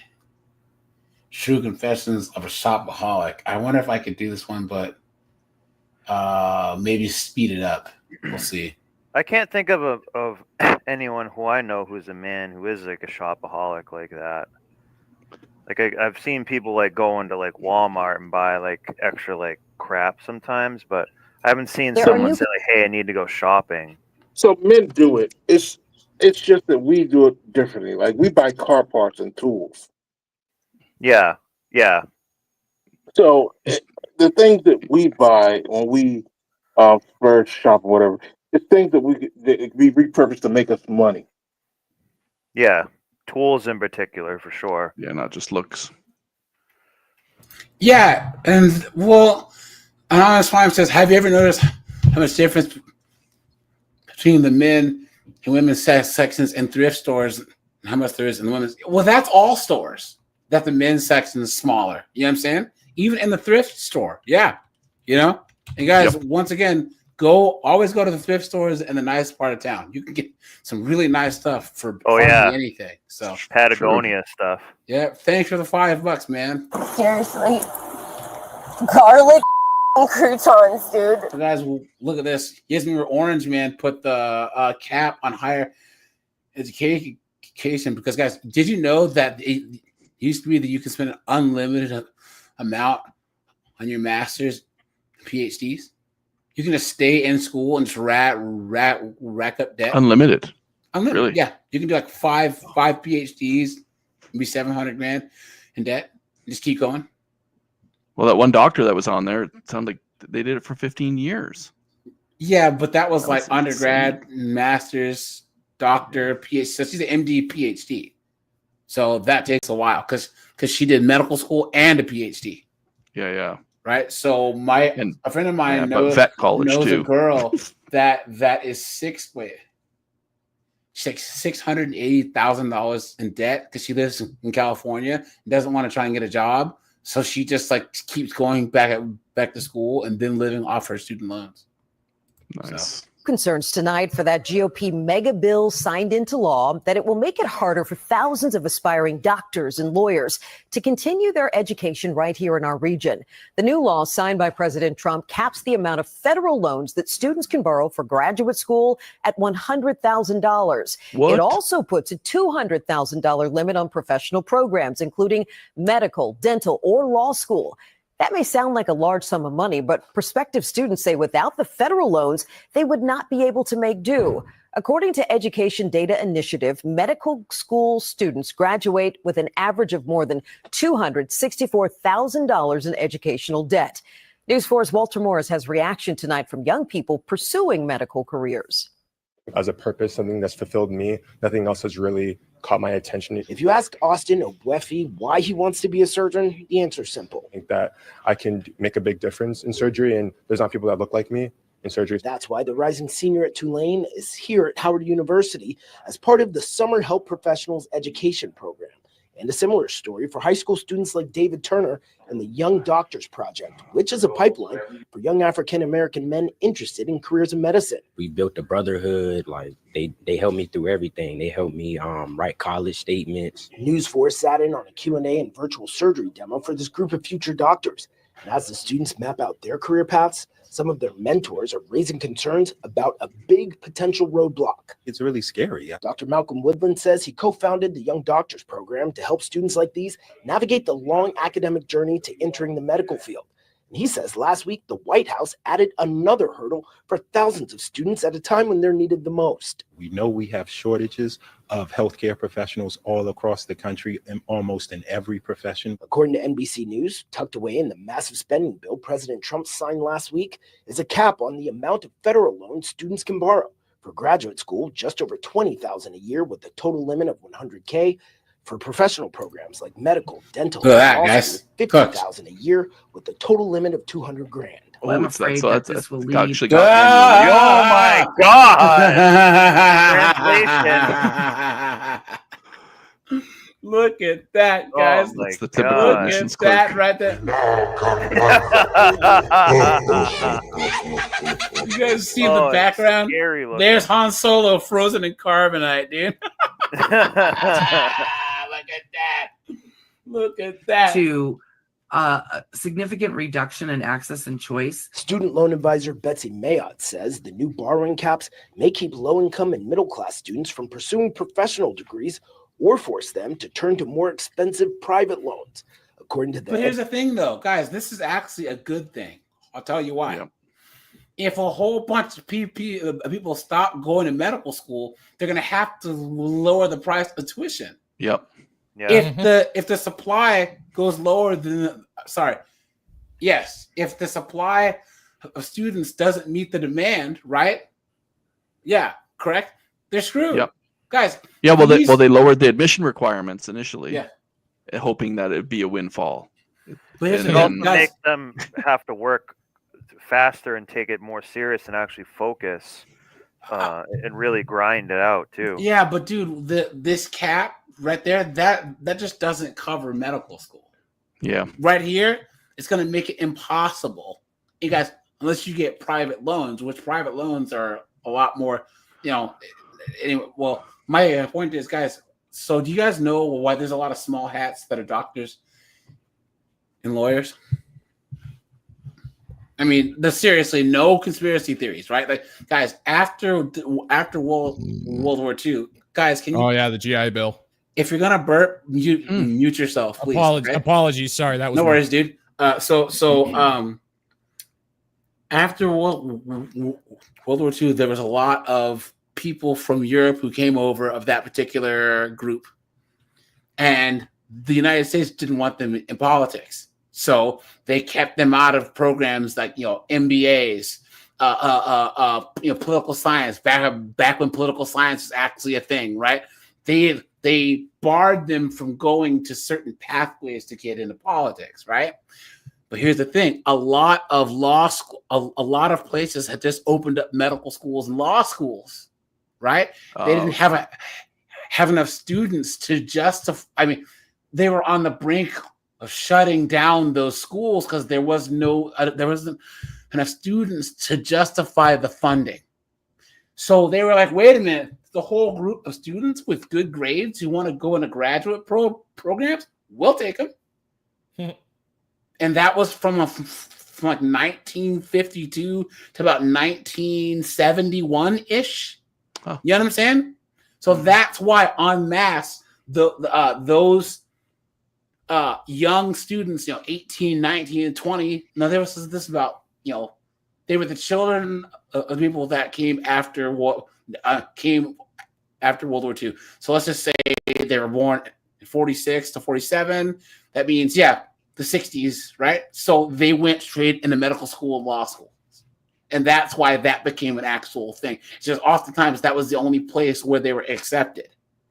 Because they really couldn't do MBAs and all these things that economics. You look at how many presidents and senators and stuff have degrees in econ, have degrees in political science, have degrees in accounting and all these things. Whereas now political science is a joke, right? I mean, guys, political science degrees aren't worth the paper they're printed on. But back in the 50s and the 60s, they were worth. You got in a poli sci to actually get into politics. So, but guys, Locke, man, how do you feel about why these knuckleheads are always broke? Because they're women. Have a good night.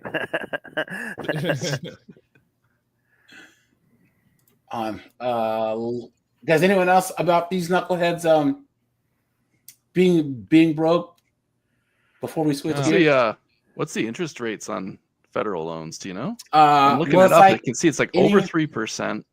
It's 8 to 12%. But here's the thing, guys. It's not the same type of interest. It's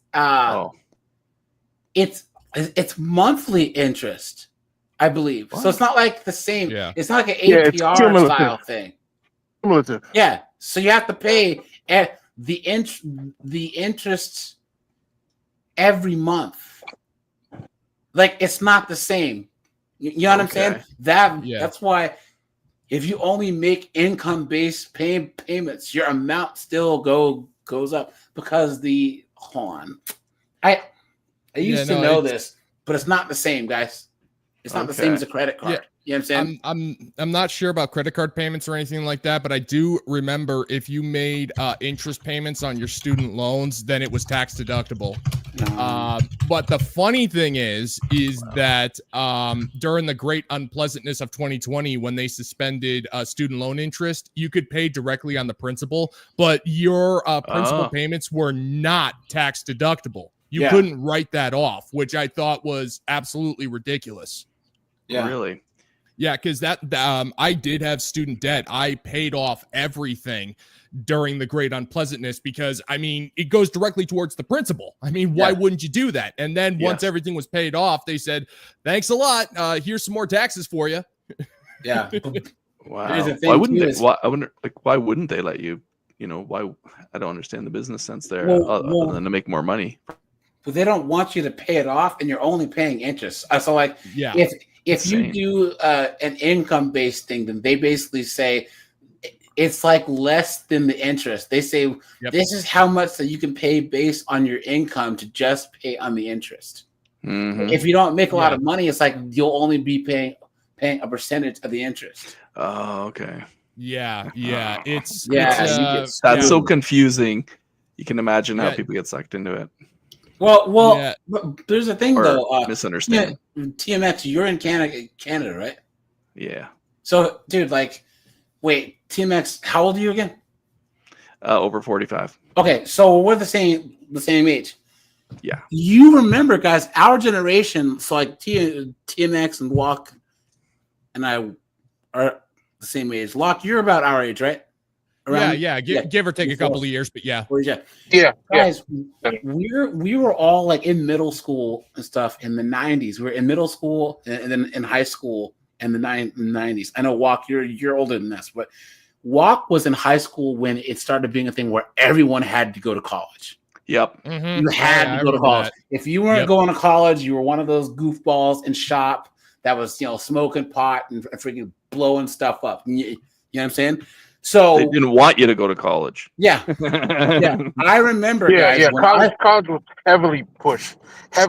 You either went to college or you went to the military. Yeah, and those are pretty much your only options. You were just an idiot.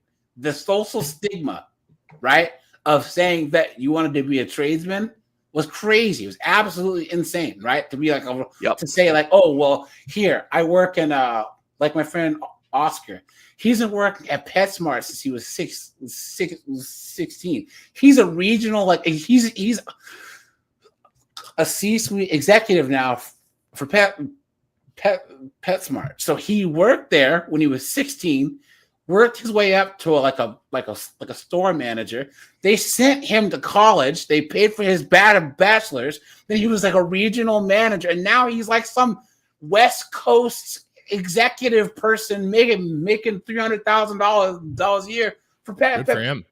But he loved working at Petco. He loved it. Like, he liked being there. He liked the fact that he had a full-time job. He got some raises, and then they had said we want to do like a management thing.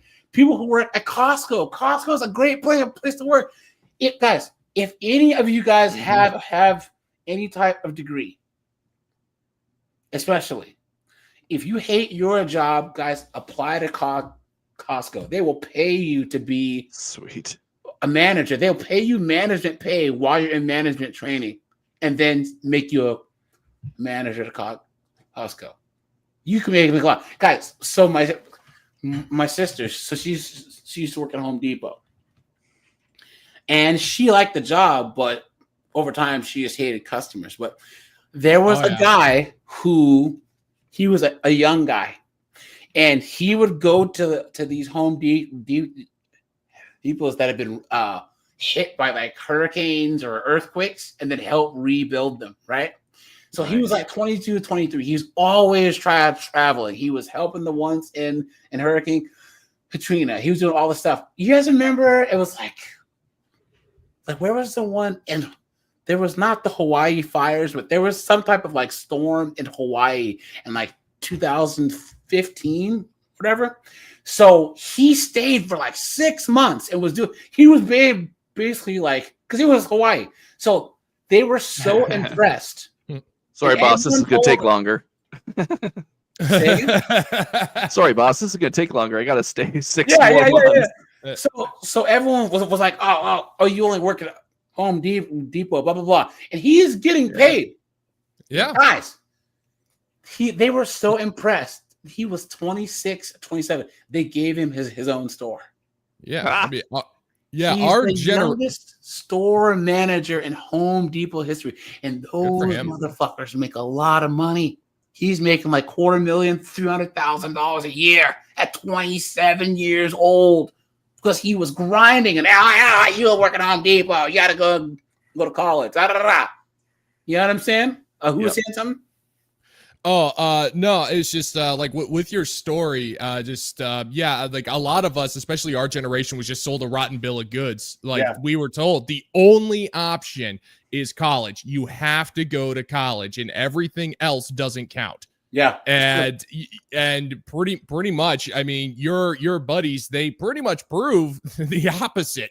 Yeah. It's, and we weren't told that. We were just told, no, you have to go to college, because if you don't go to college, you're a failure. And you don't want to be a failure, do you? Yeah, and our parents went along with it, right?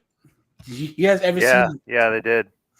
That episode of South Park where AI is putting everyone out of business except the blue collar guys, and by the end the blue collar guys are all taking like rockets to the moon, like Elon Musk. You know what I'm saying? Guys, go to DC, go to LA, and look at how much it costs to have a plumber come out to your house. $900, $800, $700. Oh yeah, it's crazy. Those dudes are making hand over fist. And guys, they're still back up at the Panama Canal from the cough. If you're a trucker, you know how much money those dudes make. You know what I mean? So guys, you do not have to go to college. And from when I started college in 2001. I took a break between sophomore year and junior year, took a year off, and then I took a break between 2 years between undergrad and grad school. And then, so I graduated in 2009 with my master's. Nice. Tuition went up 220%. Oh yeah, no, it's ridiculous. 220 odd percent, and that's in Washington State. So you figure LA, New York, NYU, You're talking 300%. Why is, guys, you guys know what the most expensive state school to go to is? I'm going to say UC Berkeley. Hold on. It's actually Penn State. Really? $40,000 a year if you're out of state. And then it's like, hold on. I think Penn State, hold on. Actually, let's see. What is the most expensive state? I think that was my total for the 3 years I was there. Oh, wow. Oh, no. It's the University of Vermont, they said, has the highest. No, but this says Penn State is 20 grand. Oh, yeah. So, that's yeah, it's pretty much like at this point, it's pretty much just extortion. Yeah, it's like I had to learn the hard way. Like when I got my degree, before I knew it was going to be useless before I got it. But you know, you get it because you were told to. Yeah, true. Well, your parents wanted you to have it. It's a flex for them too, unfortunately, for our generation. Well, I told you guys that I know a girl who she's Nigerian, and she's like, my parents forced me to go to law school, but I don't practice law, so I'm $180,000 in debt. I said, whoa! You ain't forcing me to do nothing unless you're paying for it. What kind of crap is that? Your parents forced you to go to law school and didn't pay for it? Come on, man, that's stupid. That's messed up. Yeah, that is messed up. Then you look at Penn, all these Ivy Leagues, 70, 80 grand a year just for them to friggin' tear up their degrees and say free Palestine, please. Guys, let's switch gears here, guys. We'll do this and then we'll log off here. Where are we here? Where are we? Guys, thanks for being here on a Sunday. That's the sound of the police! And now everyone's facing charges. Hello. Hey, I'm Officer Yates at the Marion Police Department. Hey, the reason I'm stopping you, okay, is your registration is suspended. Yeah, I know. The vehicle right now is not legal and stuff, and also I don't have a license currently. Why are you driving it, you dunderhead? God. What are you doing? Oh, man. Wow. Guys, what are you doing? Why? You are made of stupid. Look at Some people are really fucking stupid. He's gonna be like, George Floyd, hands up, don't shoot, you idiot. Yeah. Can't breathe, can't I was breathe. gonna say, I just was trying to pick up a 20 bags of weed. That's all, officer. Like, that's what he's about to say next. He died. That's how you guys did. That's how he died. Juneteenth. So this is how this person died. So you're being recorded. Juneteenth. Yeah. Suspended. So I passed my my written test. I had to reschedule. The vehicle's not legal right now, so that's why I had to reschedule. Mm-hmm. So right now I just went and got some food. I have work at 5. So Okay. Is this your ID? Yeah, this is my ID. Okay. Do you have a My house is insurance right card down the road. for the vehicle? Hey, Kimmy, where's the insurance card? Is it? I don't know if she has it. I don't. Okay. Just hang tight for me, okay? What's the one where it's her car? No valid That is. license is Class A, correct? Or an arrestable offense. Why are you asking her? Hey, the Ponytail Patrol shows up. God. Doesn't that make you Oh, guys feel so much better, right? Guys, what do we always say about the Ponytail Patrol? Useless. Yep, The useless. Oh, useless. I didn't know that they improved. One-legged man in a Yeah, NASCAR. they are actually usually worse than useless. They're just a liability. Yeah. Oh yeah, no, danger to themselves and others. Yeah. Guys, make sure to go over to Locked channel, guys. Please go over there. Oh, thanks, man. And drop Thank him you. a sub, man. Hey, AJ, did you see the one video where the B-Dub kicked the Ponytail Patrol in the nose and broke her nose? No. Where's that at? Oh my God, I gotta see you that video, dude. Yeah, God bless you, man. God bless you. Yeah. Are you in the Discord walking?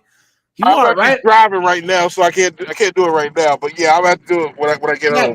Guys, I'm gonna do Fridays. Yeah, the next 2 or 3 Fridays, 51304 is gonna be from you guys, right? Because you guys put some good ones in there in the last 3 weeks.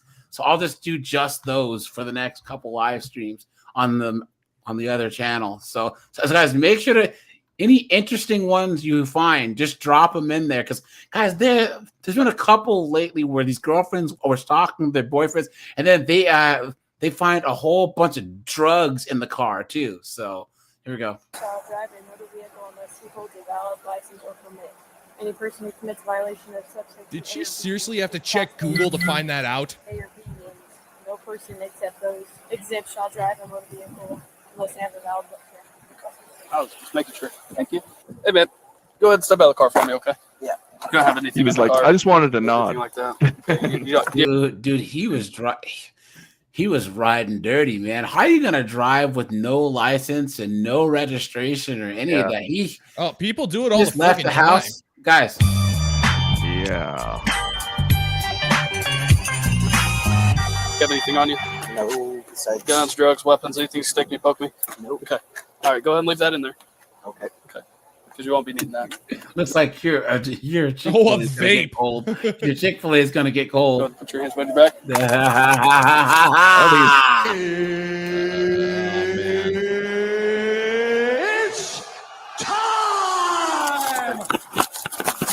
So you're being placed under arrest, okay, for driving without a license. All right. Before I put you in here, I'm gonna put you down, okay? Okay. Let's step over here. With that being suspended for no insurance and you not having insurance on the vehicle, all right, it's gonna be towed. So you'll have to go that route, okay? I'll let you know where it's going and whatnot. You can go ahead and have a seat. But I'll let you know where it's going, okay? At least he's being cooperative. Hello? What? Are you the girlfriend? Oh, Okay. here we go. So hey, he Here doesn't we have a go. driver's license, okay? So he's going to jail. All right. There's no insurance on the vehicle, okay? The plates are suspended for no insurance, so the vehicle's being towed. All right. He said you're coming to grab his phone, correct? Guys, nothing good can come from this. Oh, nothing good. Stand back. Stand back. Stand back. It is my car. I can grab his Hey, phone. no, you're not. Oh, I didn't leave me alone. Get out. Wait, did she say she's pregnant? Did you guys just hear that? Anon called Yep, it future yep. single mom. Look at that, guys. Look at that. Look at that. A Nostradamus in this bad boy. Look at this. You didn't have second thoughts. Now you're a single mom. Now you're a single mom. Here. No, you will not You get wanna in go my to face. jail? Don't touch Do you want to go to jail? me. Do you want to go to Do jail? not touch me. Ah, 2 for 1. Let's go. Oh, man. It's time. Get her Told you too. to stop. You didn't listen. Dummy. I'm not putting up with it. I tried to be nice to you and hearing you out, but you're not listening. Anonymous Prime says he drives a tow truck. What? Oh, man. My Yo, condolences, dude, yo. man. My condolences. Yikes. Anonymous Prime, you need to set up a camera and start a TikTok or a YouTube. Oh, I'm serious. There's a couple guys who actually do that, and there's all these chicks with all these B-dubs that are trying to run after their Altimas because their Altimas are getting repoed. Yeah, thanks for the $2 and stay safe out there, man. You know what I'm saying? Seriously. Garlic croutons, dude. Lean your back against everything. Marion. What's your name? What's your first name? Wow. No valid, suspended registration, no insurance. Will you call my mom? Okay. Hey, can you talk to me real quick? You're gonna have to calm down, okay? Call my mom. Okay, you're gonna have to calm down. Just stay right here, okay? She interfered with the stop, and then whenever I tried to talk to her, she put her hands up like she was gonna. Oh, this is your suspended license. You're gonna put her in handcuffs. Hey, she Yeah, she brought it on Hey, if herself. you want to keep it up, that's fine. Hey, AJ, My woman wouldn't do that. There's another one with a B dub where she actually took off her belt and tried to beat the cops like this. Yeah. I have that one saved. I have that one saved. Hold on, guys. Hold on. Yeah. Dude, you call yourself Adolf Chrysler. Sorry, dude. I'm not letting you up, dude. Sorry. I'm not. Oh yeah, I'm not. So It's full. It's full. You said you were born in. Huh? Say again? No, nothing. Go on. I was just saying it's full. 2000? Yeah. So guys, I can't take a chance with someone who has that type of name, jokingly or not. So. What year? 2003. Try that. 2003. Amy, try to calm down. Yeah, good luck with that. All right, so Tammy, hey, you have a warrant. All right. Oh. Yeah, you have a warrant. All right. Oh, she has a warrant too. Oh, man. Of course she does. Did you miss court? No, I've been paying on my phone. This card? All right, come with me. Okay, we're gonna go over here. All right. Is she speaking English? Dude. Oh my god, bro. No! No! Come on. Call my mom. Okay, we will. Good lord. We will. We'll arrange that. You're just gonna have to calm down, okay?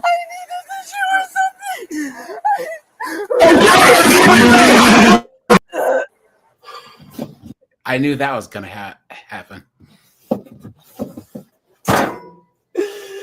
Yeah, good plan there, kid. Go and have a seat, okay? Go and have a seat. Peace and quiet. Oh, stop. I'll do this one as no valid license. Do that one as no insurance. Wow.